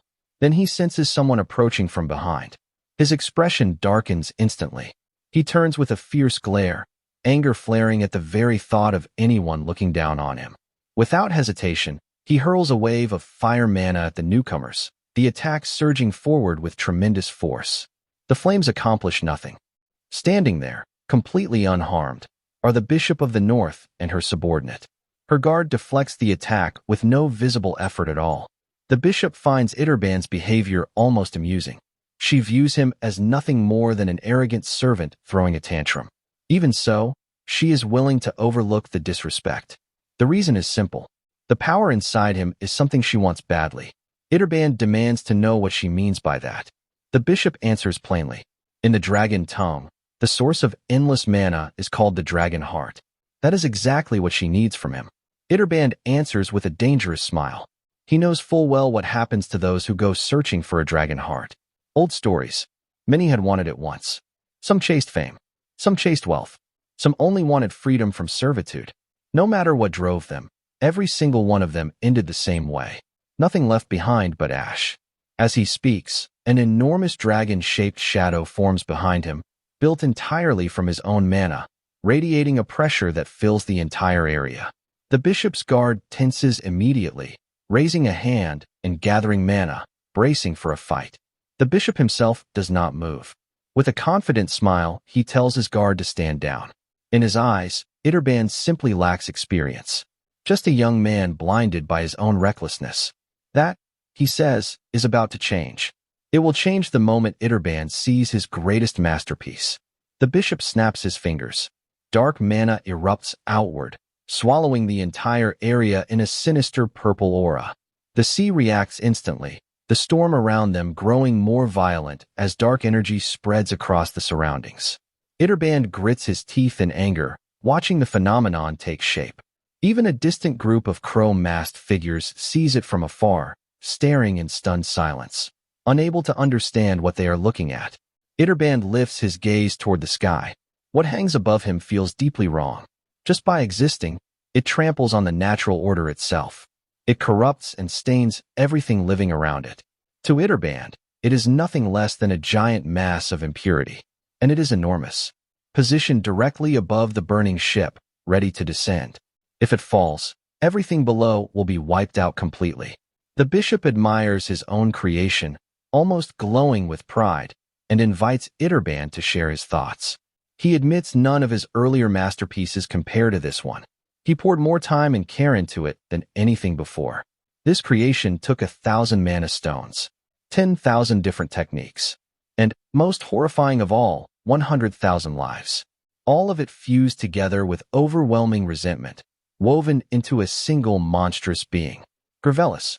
The creature lets out a deafening roar that shakes the storm itself. The bishop points directly at Iterband. He explains that Gravelis still has limitations, its power unstable in its current form. But he no longer sees that as a flaw. The reason is simple. Iterband carries a dragon heart. With that heart, even those limitations could be overcome entirely. The bishop demands that he come willingly. He wants the dragon heart offered to him. Both of them wear the same crazed smile as the confrontation reaches its peak. Neither shows even a flicker of fear. Both release everything they have at once, their overwhelming mana colliding violently against each other. The air itself trembles under the pressure. A massive war is about to begin. The chapter opens on flame particles drifting through the air. The full picture comes into view. Elizabeth and Ronan are standing together, looking back at a burning body. The lingering scent of it is enough to irritate her. She continues their conversation, pointing out that the fact they have come all the way to Ronan, the grave of criminals, can only mean they have one goal in mind. Evelyn Droza. Ronan confirms her suspicion. Then his expression shifts. He senses something else, a mass of demonic energy far stronger than anything ordinary, something that feels even heavier than Bajura's presence. He looks out the window as the thought settles in. There is definitely a bishop-level power somewhere nearby. The moment that thought finishes forming, the scene shifts outside Ronan. A massive mouth tears open in the sky, and impurity begins pouring down from it, enough to blanket the entire island and still have room to spare. Ronan keeps thinking. There is no way Karaka would have overlooked something on this scale. Something must have gone wrong inside the death row wing. He starts to say, if so. Before he can finish the sentence, a strange mana rushes toward him like lightning and locks around him completely. Ronan is caught off guard for a moment. He recognizes it instantly. A movement-restricting aura. The moment he is bound, a beam of light shoots straight toward him, colliding directly into his position. Ronan stops the beam cold with his dagger, channeling his energy through the blade to deflect it entirely. With the help of his aura, he erases the attack completely before it can reach him. A smile spreads across his face as he looks toward the far end of the hall. He had not expected to see these particular faces again. He removes both of their masks and tells them they look good. He asks if Karaka's torture suited their taste. Then he names them. Cirilla. Dolan. Dolan's face twists with rage, veins bulging across his skin, as he tells Ronan that he endured hellish torture for one purpose alone: to tear him apart. Cirilla simply repeats the same phrase over and over. I will kill you. I will kill you. I will kill you. Then both of them speak in unison. With the grace they received from the great tip of the star, they will finally kill him.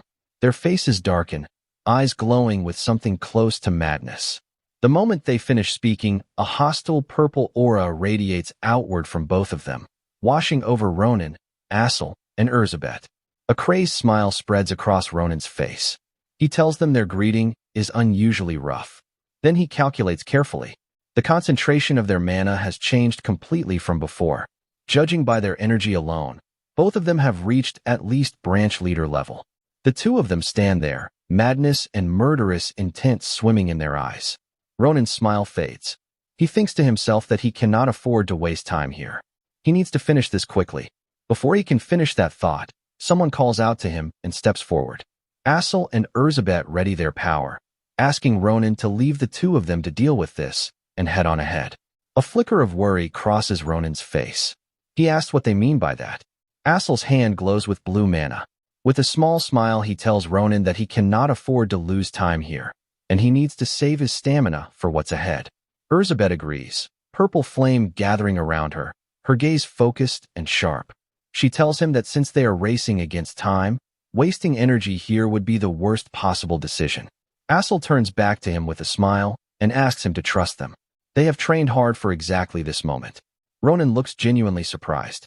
He thinks to himself, they just deflected Dolan's aura, even though he is far stronger than before. That is not even funny. He pushed them this hard because he needed comrades capable of standing against giants alongside him. But in every real fight so far, he has been the one shielding them instead. He looks ahead and sees Assel glowing with blue aura, Erzabet with purple flame ready in her hand. A proud smile crosses his face. He tells them not to complain to him later. Then he turns and runs, heading in the direction where the real fighting is happening.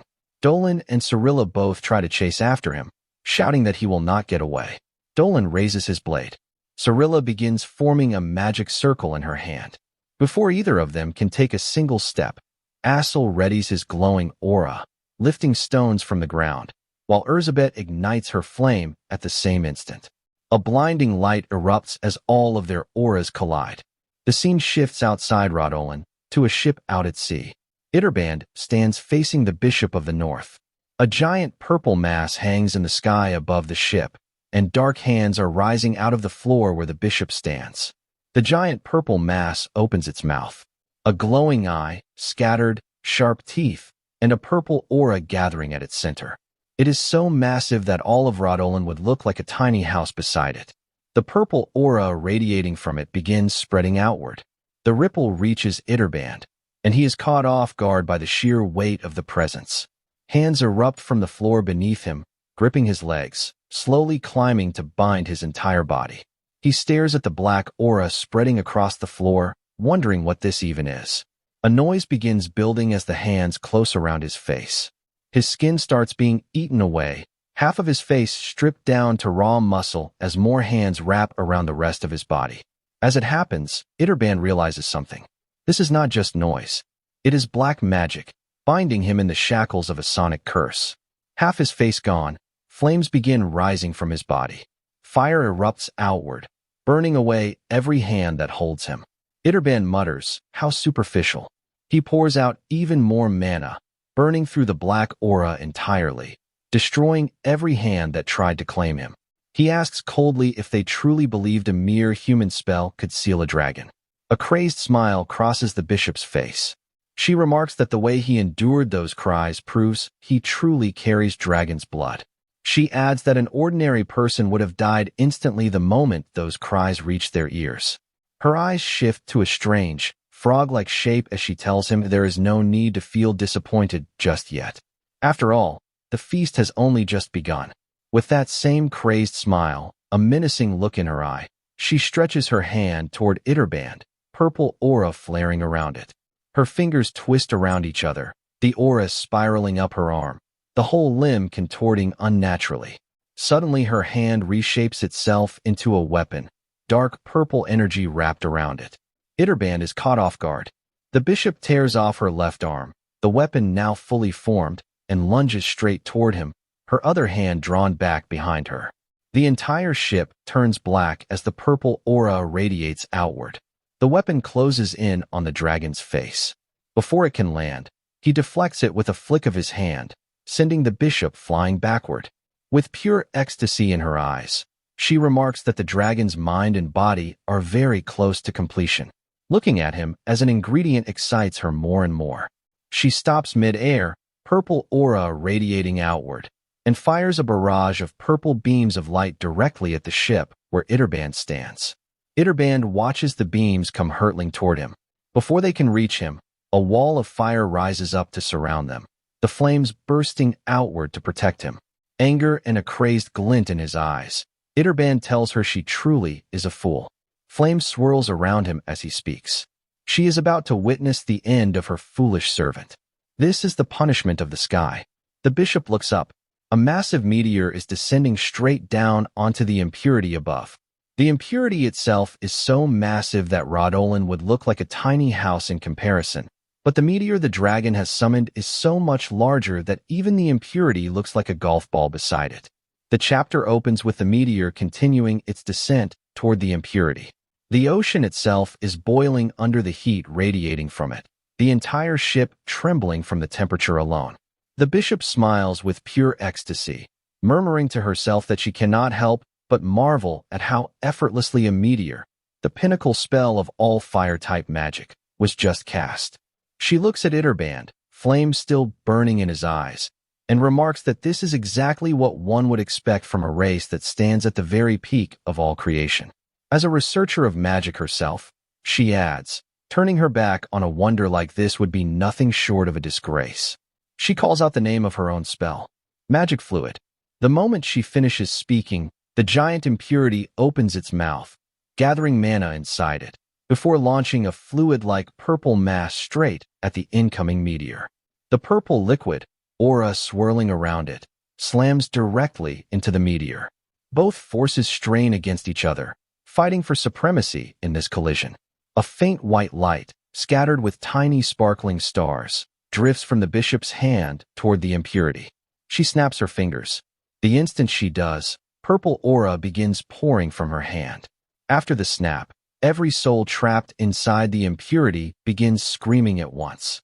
As they scream, horrifying faces in green, red, and yellow surface across the creature's body. A black mass slowly gathers at a single point. Once the mass has fully condensed, it bursts out from the impurity's mouth alongside the purple liquid, now completely merged, and crashes directly into the meteor. The meteor begins to crack under the pressure of the combined black mass, the entire structure breaking apart under the weight of it. With fire still burning in his eyes, Itterband tells the bishop that she does not understand a single thing. He asks why she thinks flame aura is even gathering around him in the first place. He is the peak of all creation. She does not even understand who she is truly facing. He casts another spell, Meteor Storm. A new meteor breaks straight through the wall of black light, and countless more begin raining down from the sky at the same time, crashing toward the impurity from every direction. Each impact creates a towering pillar of flame, slamming straight into the creature and triggering massive blasts. The sky fills with smoke as burning debris falls in every direction. Fragments of the meteors and the dying impurity rain down into the sea around the ship. Wiping blood from his mouth, Itterband remarks that she actually managed to make someone of his bloodline bleed. His expression darkens, eyes glowing as he looks at her burning form. He asks if this is a forbidden spell, one that connects to her own body by sacrificing someone else as the cost. He continues, voice low.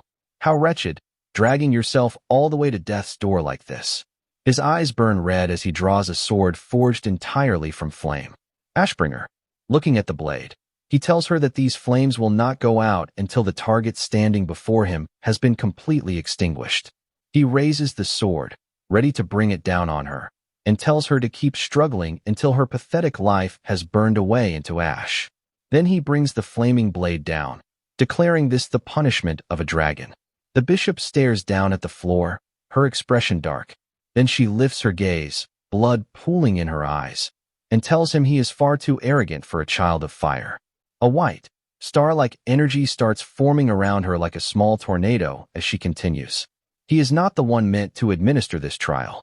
That responsibility belongs solely to the stars. Before the sword can touch her, the white star energy shatters it completely. Shock spreads across Itterband's face. He stares at the broken blade. A flaming sword infused with a dragon's own mana, broken just like that? He cannot understand how that's possible.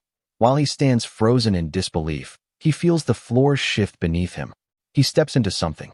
Looking down, he realizes the entire deck of the ship is now covered in the same purple liquid, and strange faces are surfacing from within it. Sweat beading across his face, Itterband stares at the screaming faces beneath him, unable to process what he's looking at. Then someone steps onto one of those faces. It is the bishop. She shudders with ecstasy and admits that her greed has made these children suffer. But, she continues, this was all part of the trial necessary to achieve a complete life. She tells him the children should not hate her too much for it. Once she takes the heart of a dragon's child, they will all be reborn into something far grander. The purple liquid stretches out into rope-like tendrils, binding around Itterband as she speaks. Furious, he tells her this is a ridiculous last-ditch effort. He just needs to burn it all away and nothing will change. Flame begins gathering around his body as he speaks. Then it simply goes out. Worry crosses his face, sweat pouring down as he realizes his magic is not activating at all. The bishop bursts into crazed laughter. She tells him that even as a dragon, he is still only a hatchling. Did he really think he could pour out that much magic and walk away unaffected? She continues, her tone darkening with amusement. With this much demonic energy and Gravelis's cries weighing down on him, using his power has become incredibly difficult now. Having already savored the taste of his dragon heart's power, she declares it is finally time to prepare a feast worthy of the occasion. Above the ship, a massive purple magic circle forms, layered with multiple circles inside it. The bishop announces that she will offer Gravelis's resentment as a sacrifice. The moment she finishes saying it, a vast amount of dark liquid is pulled into the circle. The sky around Ronan turns an ominous shade of red, and the circle itself turns completely black. She continues, those who reach the rank of bishop or higher within their order are granted a punishing power. The wings of the stars. A power with no flaws, one that takes a different shape depending entirely on the wielder's interpretation. Itterband looks up at the sky, the black mass swirling above him, worry plain on his face. The bishop continues, these are my wings. As she speaks, white light pours out from the black mass, gathering together, slowly forming the shape of an enormous hand. It descends from the sky directly toward the ship, so massive that the ship itself looks like a speck beneath it. Itterband's face is soaked with sweat as the bishop continues speaking. There is no need to fear this, she tells him gently. He should simply let his body go, comfortably, and leave it to her. Only then will he achieve a more complete life. With a crazed smile and a strange blue glow in her eyes, she extends her hand toward him. She tells him to leave eternally with her. As she speaks, the giant hand surges down at the dragon.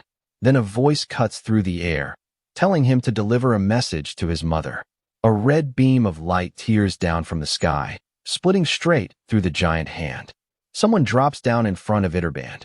The massive hand, glowing white, has been split clean open. Ronan has arrived on the ship. He looks at Itterband and tells him it is thanks to him that he made it back home alive. A dagger rests in his left hand. His sword sits across his right shoulder, and his eyes are already locked on the bishop, a calm smile spreading across his face. The chapter opens with blood spilling across the floor. Then the full picture comes into view. A single figure with white hair sits on the ground nearby, staring at the scene in front of him. That is Guard P. He screams the director's name, with pure horror in his voice. Terranil has driven his fist completely through Karaka's body. Blood pours continuously from the wound, dripping toward where Terranil stands. Karaka looks down at himself.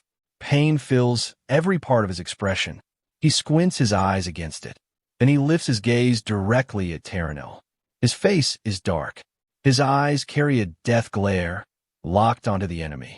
A low, guttural sound rises from Terranil, like something not quite human anymore. Terranil begins pulling his fist back out. As the arm withdraws, Karaka grabs it.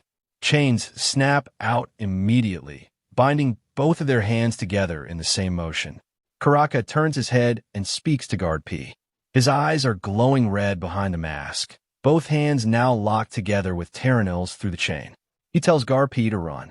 He tells him it will be difficult, but now is the time to retreat as far as he possibly can. Guard P's voice breaks as he cries out that he cannot just leave the director behind. Karaka tells him that this is no time to be worrying about an old man like him. The shock on Guard P's face is visible. In the same breath, Karaka pulls out a knife and drives it into Terranil's shoulder. Red eyes blazing, mask still on, he tells Guard P to think of only one thing. Survive, no matter what. Live to see tomorrow. As he speaks, he twists the knife deeper into the wound. Then he looks back with red eyes, completely focused, blood coating the blade, and continues speaking. He tells Guard P that carrying on Radolan and the Empire's future is his duty now. It sounds less like an order and more like a last message, like a torch being handed over.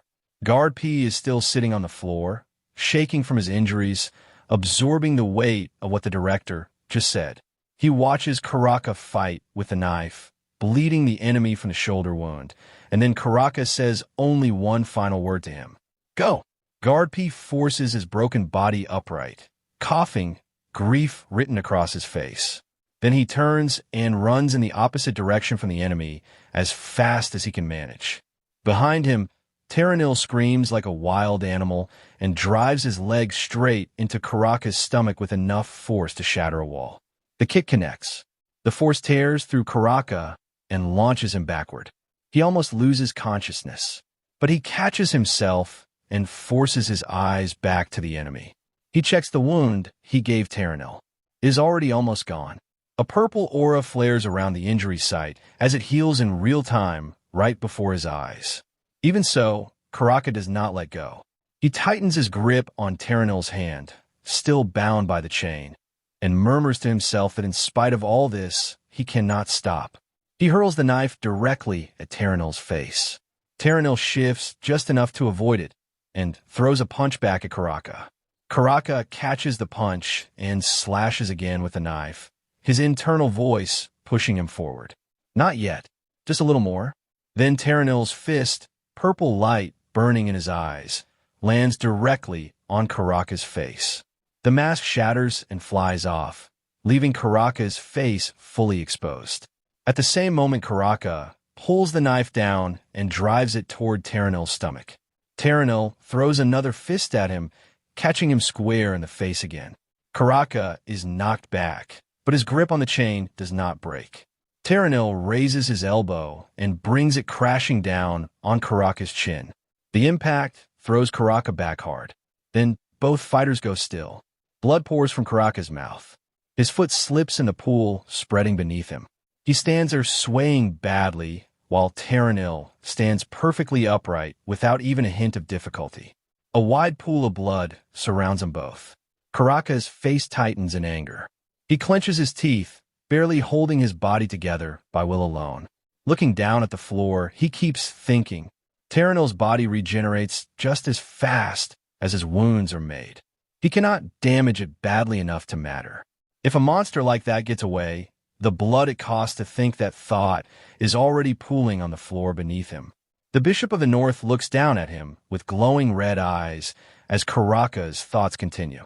Once again, the blood of innocent people will be spilled across the entire empire. That is exactly why he thinks he is grateful. A crazed smile spreads across his face. Newfound purpose ignites in his eyes as the thought completes itself. This old life of mine can still serve a purpose. The moment that thought settles, the blood pooled across the floor begins to move. Karaka's aura pours into it. The blood starts spinning, pulling itself together, rising behind Terranil in a towering crimson spiral. Terranil turns around to look. Karaka speaks. He names his final execution technique. Blood Maiden. A giant figure made entirely of blood rises up from the floor. Terranil stares at it, visibly surprised for the first time. Karaka looks at him and tells him thank you for keeping him company. Terranil stares blankly forward, eyes fixed ahead in a daze. Karaka continues. He explains what Blood Maiden is. It is the strongest execution tool he can create from his own aura. His most powerful technique. The cruelest and most absolute sealing artifact he possesses. It brings eternal pain to anyone it embraces. He was never able to use it easily. It costs nearly a fatal amount of his own blood just to bring it out, and he has only managed to use it a handful of times in his entire life. It was only thanks to the punishment Terranil gave him that he finally has enough blood to call out again. He tells him that the time has come to end this long interrogation. He grips both of Terranil's bound hands tightly. Blood Maiden's doors begin opening around them. He tells Terranil not to feel lonely. With a crazed grin and a wide smile, he tells him that he will be going with him. The face of Blood Maiden appears. It begins laughing. Doors lined with enormous inward-facing spikes start moving, closing fast around their target. The spikes close in.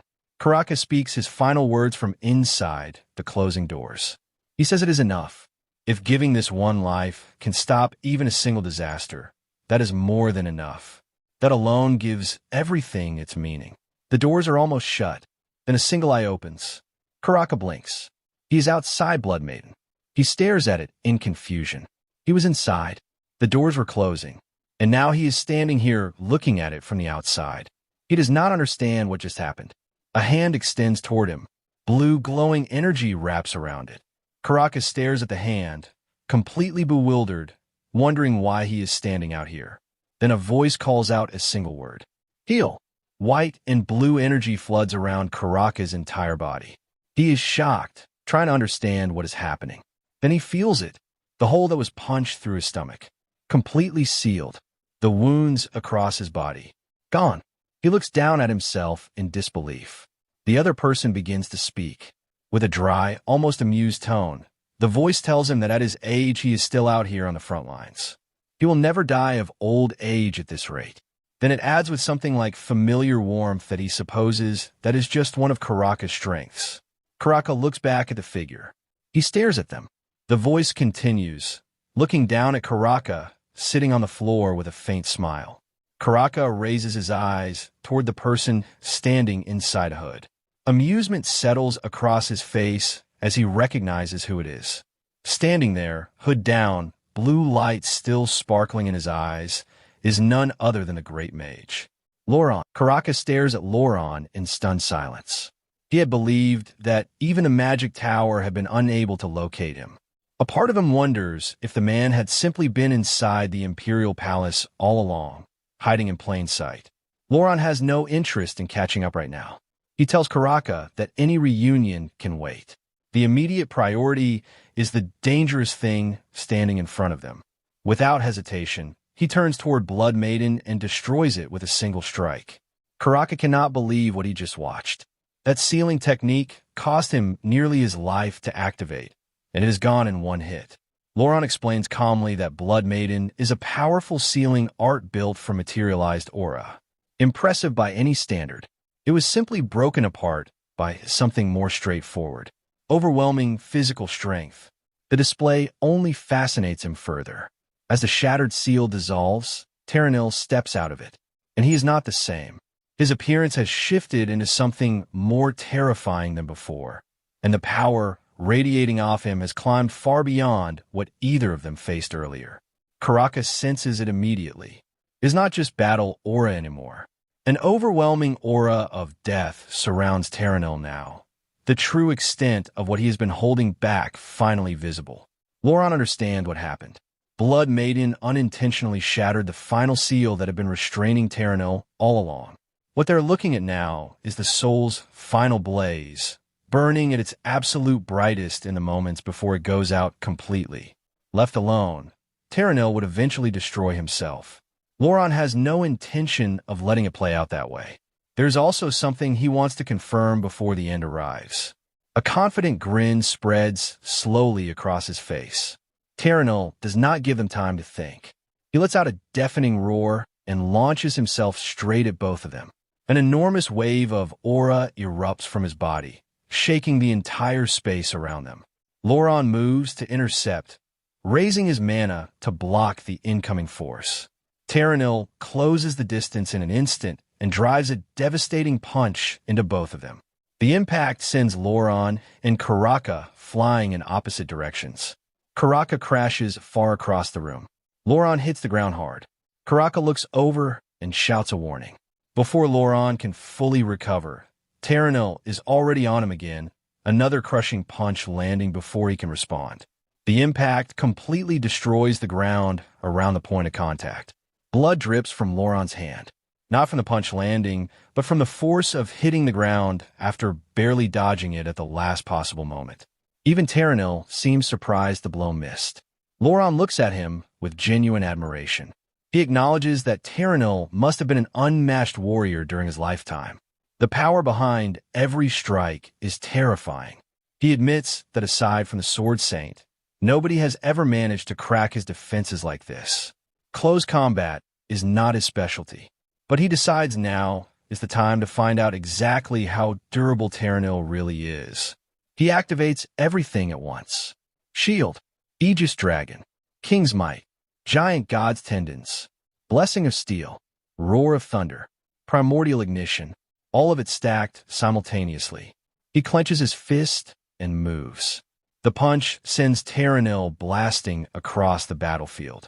Before he can find his footing, Loran activates Sprint of the North Wind, Blessing of the Gale, Torrent of the Supernova, and Meteor's Pursuit in the same breath, closing the distance instantly and following up with a kick that launches him even further. Terranil charges back immediately, rage pouring out of him. Loran sidesteps the strike effortlessly, leaping clear before it can connect. Terranil grits his teeth. Loran takes stock of what just happened. He stacked dozens of top-tier buffs simultaneously. Every single one of those attacks carried enough force to level an entire mountain. And Terranil walked through all of it. Rather than alarm him, that fact seems to delight him. Terranil roars and throws everything he has left into a single devastating blow. The impact destroys the wall entirely, sending Loran crashing through the ruins and into what lies beyond it. He emerges on the other side, completely unharmed. Before Terranil can follow through, Loran reaches out and grabs him with one hand. Something shifts in his expression as he holds him there. He thinks about what he is looking at. Warriors of this magnitude existing on the other side, and they even possess the power of the stars on top of it. Terranil has become something far more than a curiosity. Terranil responds to this by roaring directly in his face and clenching his teeth harder. Loran slams him into the ground and throws him clear. He abandons his original plan of finishing the fight after measuring Terranil's full strength. The specimen in front of him is simply too fascinating to end that quickly. Terranil charges again. This time Loran releases his mana directly toward him. The effect is immediate. Terranil stops, visibly stunned, looking down at himself with confusion spreading across his face. Loran tells him what it is. A spell he perfected after years of traveling the world. He built it specifically for acquiring valuable specimens. He has been waiting a long time to use it on someone truly worthy of being its first target. He activates it fully. Loran-style collection magic. Zero Zone. Terranil shrinks instantly, reduced to the size of a small doll in the span of a single breath. Loran reaches out calmly and seals him inside a small bottle. He removes his mask, looks at the bottle in his hand, and smiles with complete satisfaction. He welcomes his newest specimen to the collection. Karaka watches Loran drop Terranil into a bottle and seal it shut. And the only thought he can form is that the man is exactly as overwhelming as he has always been. After mastering every branch of magic and stepping into the realm of transcendence, Ronan had become known as something the world had never produced before or since. The first great mage.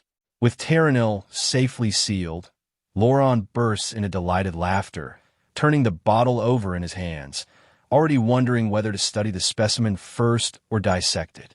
The thought alone sends him practically bouncing around the room like a child who just found something extraordinary in a corner of the world nobody else had thought to look. Karaka watches this and feels the quiet familiarity of it.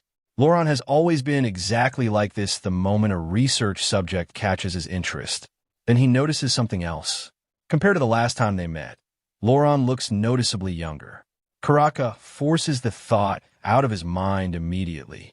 None of that matters right now. The crisis is not over. He calls out to him.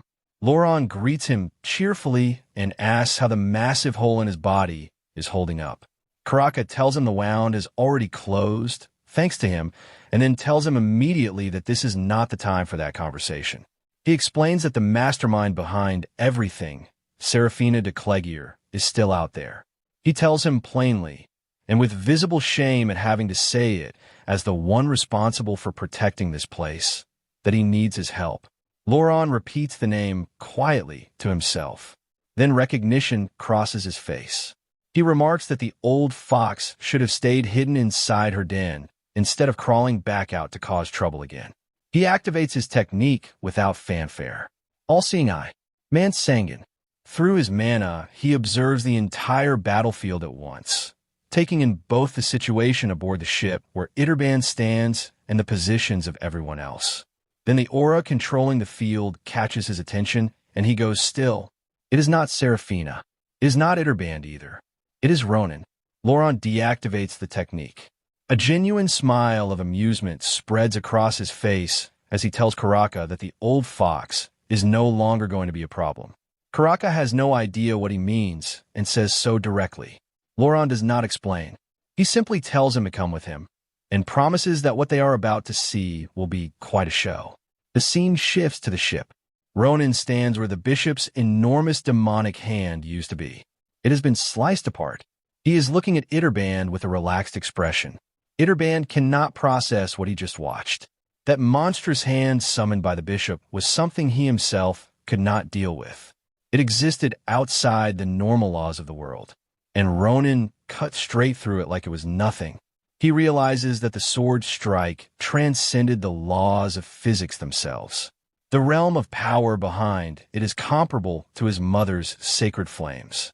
He cannot understand how an ordinary human is capable of wielding something like that. Ronan catches the stunned look on his face and grins. He tells him it is refreshing to finally see him make a frightened expression, and adds that he must have been so terrified he nearly lost control of himself. Then he laughs openly. Itterban explodes with outrage, demanding to know how a human dares speak to the great dragon race this way. Ronan cuts him off before he can finish and tells him casually to make sure he passes a message to his mother. Tell her that a pathetic little human just saved his life. He finishes with an unusually unsettling grin directed straight at the dragon's face. Itterban shouts at him to shut up. Ronan notices his own hand trembling. He looks at it. The backlash from using the technique, even once, has already started. This is the Savior's swordsmanship, a technique that worked flawlessly before because it was used inside a mental world where the body's physical limits simply did not exist. Out here in reality, he can feel his life force draining from that single strike. If he keeps using it in his current condition, he will end up in a coffin. He makes a mental note that overcoming that limitation is a problem for the future, and then puts the thought away entirely. He turns back to the bishop. He asks her why she looks so shocked, and wonders out loud whether that demonic hand was really that precious to her. The bishop is broken, not just physically. Something inside her has collapsed. She tells herself that what she just witnessed is impossible, repeating it like a mantra, trying to reject what her own eyes showed her. But she cannot. The sword strike Ronan just used carries a resemblance to the sacred absolute power that once tore through her wing. The resemblance is too precise to dismiss, too deliberate to be coincidence. Terror floods through her as a memory surfaces. The day the hierarch spoke to her directly. The hierarch had told her that the bishops were the strongest pillars of the starlight, that as long as the blessing of the stars remained with them, no enemy on earth could threaten them. But there was one exception. If she ever encountered someone carrying power equal to the hierarch's own, she was to treat that person as a greater danger than every heretic in the world combined. She was to eliminate them without hesitation, even at the cost of her own life. The memory ends. She forces herself back on her feet, hands trembling. She declares herself Serafina-de-Clegier, Bishop of the Holy Northern Diocese. She accepts the hierarch's divine command. She will carry it out now. An endless mass of black, demonic energy begins gathering around her. Ronan watches it build and wonders what exactly is happening. Itterband recognizes it immediately. It is demonic energy overflowing with pure malice, a grudge constructed by sacrificing her own life as the fuel. The bishop tells Ronan, the seed of evil who dares threaten the stars, to prepare himself. She will destroy him without fail. She even manages a confident grin as the energy continues building around her. Before the transformation can finish, Ronan drives his sword straight through her chest. She freezes. He tells her calmly that he has no intention of standing around waiting for her to finish transforming. There is simply no reason to do that. He activates Ronan Aura number 1. Spiderweb. The bishop recognizes the pressure the instant it hits her, and her horror is immediate. She knows this aura. It belongs to Dolan. But this version is not remotely comparable to anything that young man ever possessed. The pressure is on a completely different level. Ronan cleanly takes her head off before she can recover. He watches it regenerate and remarks without any particular emotion that he figured she would not go down that easily. Regeneration as well. Of course, her head fully restored. The bishop glares at him with undiluted hatred. Ronan clenches his fist. He tells her that her timing is actually perfect. He needed a proper warm-up anyway. She will do nicely as a punching bag. He activates Lion's Claw. The punch drives directly into her face with overwhelming force. Blood bursts from her mouth as the impact lands. He tells her to bite down hard because they have not even started yet. He keeps going. Punch after punch. The barrage relentless. Each hit landing with the same controlled brutality as the last, until the bishop is sent flying across the battlefield and crashes hard into the wreckage behind her. Even while being beaten without pause, Serafina holds onto something. She reminds herself of who she is. Serafina-de-Clegier. She had once stood at the absolute peak of the demonic arts. She had looked down upon all living beings, commanded the dead, and ruled above the very laws of life and death itself. A queen who had transcended mortality. And yet here she is, being dismantled by someone who is not even using a proper technique. Just fists. Crude, formless, barbaric punches landing one after another without a shred of elegance. Every time his fist connects, her head is smashed apart. And every time it grows back. Ronan never gives her a single second to use that. The moment regeneration begins, the next punch is already landing. The pain tearing through her is unlike anything she has felt in a very long time. She screams and realizes something that makes it worse. The star's blessing is no longer protecting her. Every spell she attempts to throw up in defense, he shatters before it forms. The cursed dagger buried deep in her body is preventing her from reshaping her flesh the way she normally would. She cannot transform. She cannot dodge. She can only endure. Blood covers the battlefield. Through the pain, she keeps asking herself the same question. How does a mortal body and soul carry this kind of power? What is Ronan? Ronan, for his part, has been counting. By his estimate, he has hit her roughly 80 times. She is still alive. He finds her persistence almost entertaining and decides to round up to 100. He clenches his fist, loads it with an enormous concentration of mana, and swings. This one is different from the rest. Her head leaves her body completely and sails through the air before hitting the water below with a splash. Ronan watches with a cold expression. Her regeneration is noticeably slower this time. He wonders briefly if she has finally hit her limit, She is not. Horrifying demonic limbs erupt from what remains of her mutilated body and wrap around Ronan, pinning him in place. At the same time, her form tears itself apart and rebuilds into something no longer recognizable as human. More demon than person now, a wide and hateful grin stretching across what remains of her face. She tells him that she never wanted anyone to see her like this. As her vanguard, she had always maintained a certain image. But Ronan forced her here, and now she is going to make him suffer so completely that even death will not be an escape for him. Her hand reshapes into an incredibly sharp demonic dagger and drives straight toward him. His sword is near his leg. He does not panic. He lifts it with his foot, catches the hilt in his mouth, and with one clean motion brings it around in a full slash that cuts Seraphina's body into two separate halves.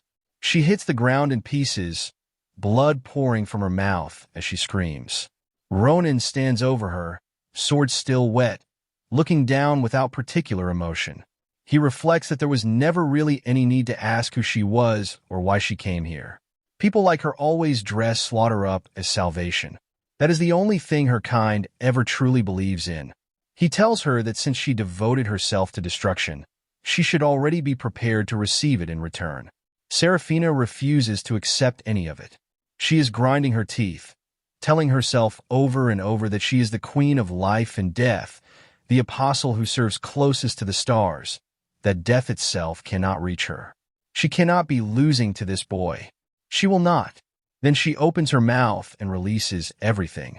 An enormous torrent of demonic energy pours directly from her, so destructive it begins consuming her own body as it leaves her. It is the kind of power that does not care what it burns on the way out. Ronan is genuinely shocked by the sheer insanity of it. She is willing to destroy herself if it means taking everything around her with her. The wave surges toward him and nearly closes the gap entirely. Then flames cut across the battlefield and slam into the demonic energy head-on. An inferno crashes against the surge and holds it, pushes it back, suppresses it completely. Ronan turns to find the source. It is Itterband, fighting at full strength, pouring everything he has into the counter, his fire neutralizing Seraphina's final attack completely. Once the energy is gone, Itterband tells Ronan that with this the debt is settled. Ronan saved his life earlier. That has now been repaid. With that done, there is something he wants Ronan to take back. Ronan thanks him, but genuinely does not follow what he means. Itterband, with visible frustration and embarrassment, demands that Ronan withdraw the earlier claim that he had been so terrified during the fight he nearly lost control of himself. Ronan agrees to let it go, then immediately adds that he is surprisingly petty for a dragon. That irritates Itterband even further. Ronan sets it aside and looks back across the battlefield. He wonders whether Seraphina actually died this time. Someone as dangerous as her does not go down from something like this, and he knows it. Itterband confirms his suspicion. At the exact moment she released that massive surge of demonic energy, he sensed a second spell activating beneath it.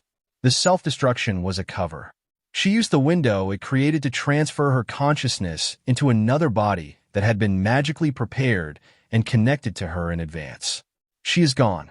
Ronan stares at him and asks why he did not stop her the moment he sensed it. Itterband explains, looking uncomfortable, that he was fully occupied with containing the demonic energy. He simply could not do both at the same time. Ronan sighs.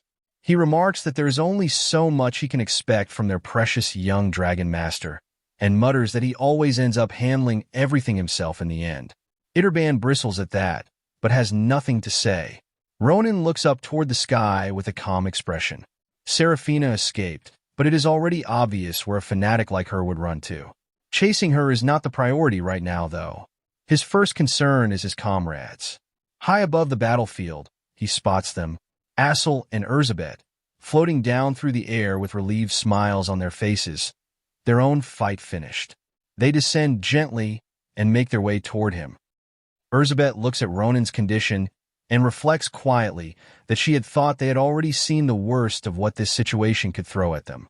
Looking at him now, she decides she will never make that mistake again. Asel is buzzing with excitement. She tells Ronan that watching him deal with that massive threat in an instant was something else entirely, and admits with a laugh that she still has a long way to go before she reaches his level. Ronan tells her not to sell herself short. He says she actually surprised him back there. Those two opponents were not easy by any measure, and she walked away without a scratch. He grabs her by the head and starts patting it with genuine pride. He does the same to Erzsébet. Erzsébet immediately protests, saying loudly that Adeshan is the only person permitted to pat her head and demanding that he stop at once. Assel, pinned under the same treatment, complains that she cannot breathe. Iterband watches all of this in silence. Something about the scene pulls a memory loose. His mother's words, spoken to him a long time ago. She had reminded him that the world was vast, that he might consider himself above every other species, and even the great dragons were not exempt from mistakes. But making mistakes did not make them lesser. True greatness came from accepting one's faults, learning from the strengths of others, and having the courage to develop one's own. That, she told him, was what truly defined greatness. She had teased him gently for struggling to accept it, and acknowledged that someone raised within the sacred lands would naturally find it difficult. But just as she had come to understand it herself, she believed he would encounter something one day that would pull his soul out of the shallow well it had been sitting in. The memory fades.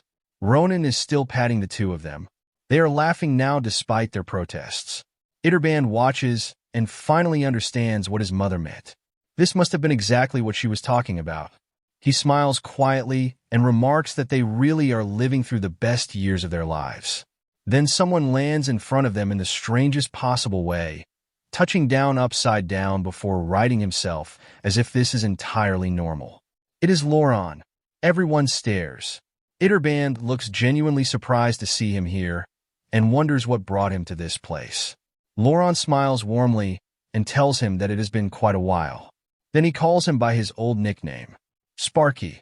The moment that name lands, Iterband goes rigid with embarrassment and fury. Ronan, Erzsébet, and Assel all turn to stare at him with the same expression. Iterband rounds on Loran and demands to know how long the old man intends to keep using a name that was given to him before he was even born. Loran chuckles and tells him he is getting quite prickly now that he has hit puberty, then adds that Navardoj must be very worried about him. Erzsébet and Assel look at each other, stunned. They start piecing together who they're actually looking at. The only archmage in human history to have mastered every form of elemental magic. The man who stepped beyond the boundary of magic entirely and into something else. The first great mage, Loran. Loran casually flips his hair and confirms it without a hint of modesty. Erzsébet and Assel immediately light up, expressing enthusiastically how honored they are to be standing in front of him. Loran smiles and tells them not to worry about formalities. He says the honor is entirely his, getting to meet such promising young talent. He extends the same toward Ronan. Ronan has been unusually quiet through all of this. Loran notices. He remarks that most younger people tend to freeze the moment they hear his name. Ronan just smiles and tells him that he already knew he had been watching them. And beyond that, a person's name has never been the thing that matters to him. What matters is the kind of person they actually are. As he says it, a memory surfaces. A battlefield. An old man fighting alongside him in the middle of a war. The old man tells him to loosen up and stop talking as though every sentence might be his last. He tells him to focus on the Ayat straight ahead while he handles the other opponent. Then he adds that once this war is over, Ronan will have become a hero, and everyone, including himself, will be there to testify to what he did. When that day comes, he promises to treat him to a proper cup of tea. The memory dissolves. Karaka arrives, cutting through the moment with an apology for the interruption. But his expression is serious. He tells everyone plainly that it is far too early to lower their guard. A woman who defied the laws of death itself could not have been finished off so simply. He is certain that Seraphina is already moving toward the Witch of Winter. Elsewhere in Radolan, a hooded figure is making its way toward the abyss. Moving through the corridors, the figure turns over everything that just happened. The humiliation of it sits heavy. None of this should have been possible. If the attacks had continued any longer, there would have been nothing left. Terranil's presence has gone completely silent. Every contact with the dolls scattered across Rodolan has been cut off simultaneously. That kind of total erasure requires magic that far outpaces anything the figure possesses. There's only one person alive capable of that. Ronan. The figure curses him bitterly. If that man had arrived alongside whoever else was on that battlefield, escape would not have been an option at all. But returning empty-handed is not acceptable either. If a defeat has to be announced, at least something needs to be brought back with it. The figure calls out to Evelyn Droza. It is time to wake up. Mana pours outward from the figure and flows into the ice surrounding Evelyn. The frozen prison begins, fractures spreading across the surface as the seal starts giving way. As the ice breaks, the scene pulls into the past. Evelyn is at Phelion. Her mother is standing in front of her, badly injured, clearly having barely survived something terrible. Evelyn cannot understand how she ended up here or what happened to her. Her mother breaks down completely and tells her that it is over. The enemy found out everything. Flames and nothing but chaos are waiting in the north. The people of the Droza family tried to resist the Akalugia, but there was never any real chance. She is the only one who made it out. Evelyn struggles to process any of it. She cannot understand why the Akalugia would even come after them. What reason could they possibly have? Her mother's expression hardens. She asks her daughter if she truly believes her own mother would lie to her in a moment like this. She tells her that her father fought until the very end for their family, that even his final dying wish was crushed before it could be honored. Evelyn begins trembling. Her mother grabs her and tells her to prepare herself.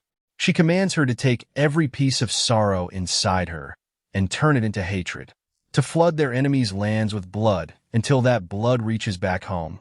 That is the only way to honor their family. That is the duty of the last remaining Droza. She commands her daughter to wake up, to let hatred be the force that drives her power forward. The memory ends. The ice around Evelyn shatters completely. Her weakened body falls forward, caught by the hooded figure standing beneath her. Evelyn looks up at the face holding her and goes still with shock. The hood falls back. The man smiles down at her warmly and tells his precious jewel that it is good to see her. It is her father. The Droza family name carries a specific reputation in the present day. Bone-chilling cold, savage monsters, and isolated people who rejected outside contact entirely and devoted themselves solely to perfecting the ultimate form of ice magic, believing it to be the highest calling of their bloodline. But the Droza family of the past was something different entirely. Contact with outsiders had always been rare, not out of arrogance but simply because of where they lived. The North did not allow for softness. In that brutal cold, the people who survived were the ones who held on to each other. The members of House Droza led by example, shedding blood and sweat for the peace and survival of their people rather than chasing magical achievement. Their walls held firm against the bitter cold and the savage creatures that came with it. They carried themselves with the dignity of a true great family of the North. And they carried something else, a mission the outside world knew nothing about. Long ago, an unnamed seeker who witnessed the suffering of those living in the frozen north created something remarkable. By gathering the very essence of the cold itself, this seeker forged a treasure containing the secret formula of primordial ice magic. If its power were fully mastered, even the harshest winter could be brought under one's control. It held within it the essence of winter itself. It was known simply as winter. The sacred duty of the Droza family was to protect this relic. Bound together under that mission, the family seemed like it could never be broken. Then one person created a crack that could not be undone. A witch named Serafina de Clegier, searching for power to strengthen the church, discovered winter. The moment she laid eyes on it, something ignited in her. She found it breathtakingly beautiful. That admiration curdled quickly into desire, and desire into a maddening, endless greed. The scheme that followed was quiet and cold, much like the land itself. Serafina had mastered the arts of mental manipulation, possession, brainwashing. Infiltrating the North was simple for someone with her abilities. She began with the residents. Then she moved to the Knight Commander who protected the family. then the high-ranking retainers. And eventually, even the head of House Droza himself fell under her control. Everything gradually came into her hands. And finally she reached Winter. But she encountered a problem she had not anticipated. Winter could only be wielded by a direct descendant of the Droza bloodline, who possessed both a strong affinity for ice and a highly evolved body. Beyond that, Winter would only respond to the genuine will of someone born into that family. An extreme emotional outburst was required as the catalyst. No puppet, no matter how perfectly controlled, could substitute for that. Seraphina could not use Winter herself. Not directly. Not ever. So she changed her approach entirely. Rather than controlling individuals, she decided to rewrite the family itself. She would reshape the Droza bloodline's purpose, redefine their mission, rebuild their identity from the roots up according to her own design. And after many long years, the transformation was complete. The Droza family came to believe with absolute certainty that creating a vessel capable of containing Winter was their destiny from birth. That it was the very reason they existed. But there was one thing even Seraphina could not account for. Something that refused to die even inside the deepest freeze. Love. The current head of House Droza, Aspel Droza, was the one who felt it stir back to life. Holding both of his children tightly in his arms with tears streaming down his face, he made a desperate vow. Whatever it cost him, he would protect his two children from what their own family had become. With that resolve burning inside him, Aspel went to meet Seraphina. She greeted him as the head of the family and acknowledged his arrival. Aspel bowed deeply and addressed her as the great mother and the spirit of their family. Seraphina accepted the greeting and called him her loyal servant. She asked what had brought him to her. Standing before her, Aspel already knew the truth. There was no path forward as long as Seraphina existed. No one within the family could rebel against her.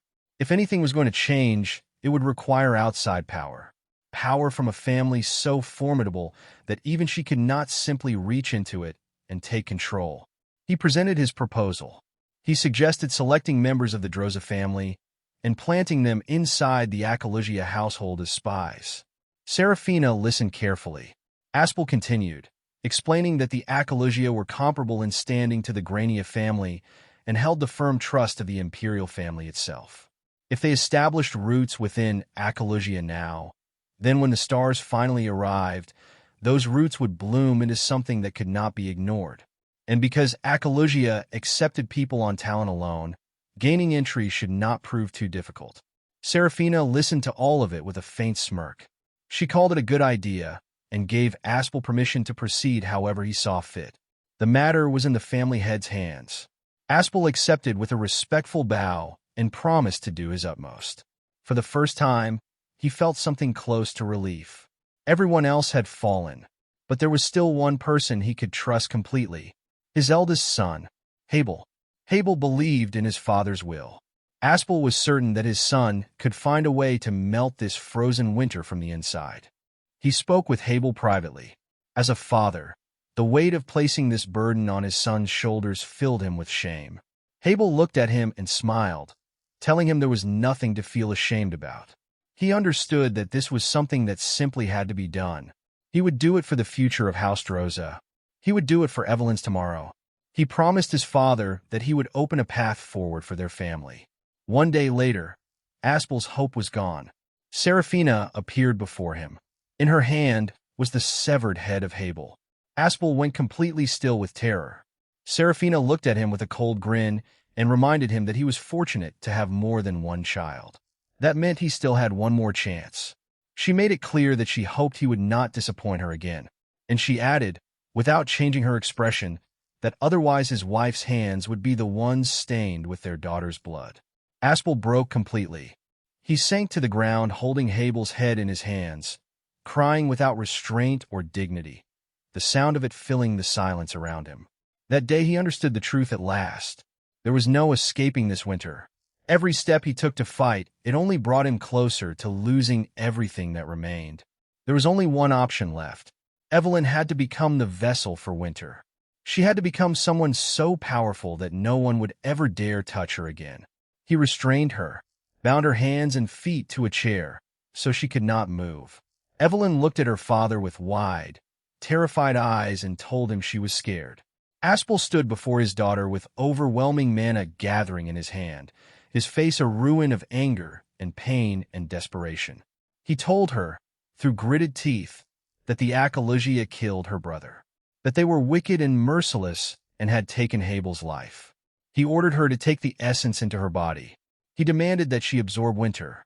He told her she had to do it, for the revenge of their family. He released his mana directly into her.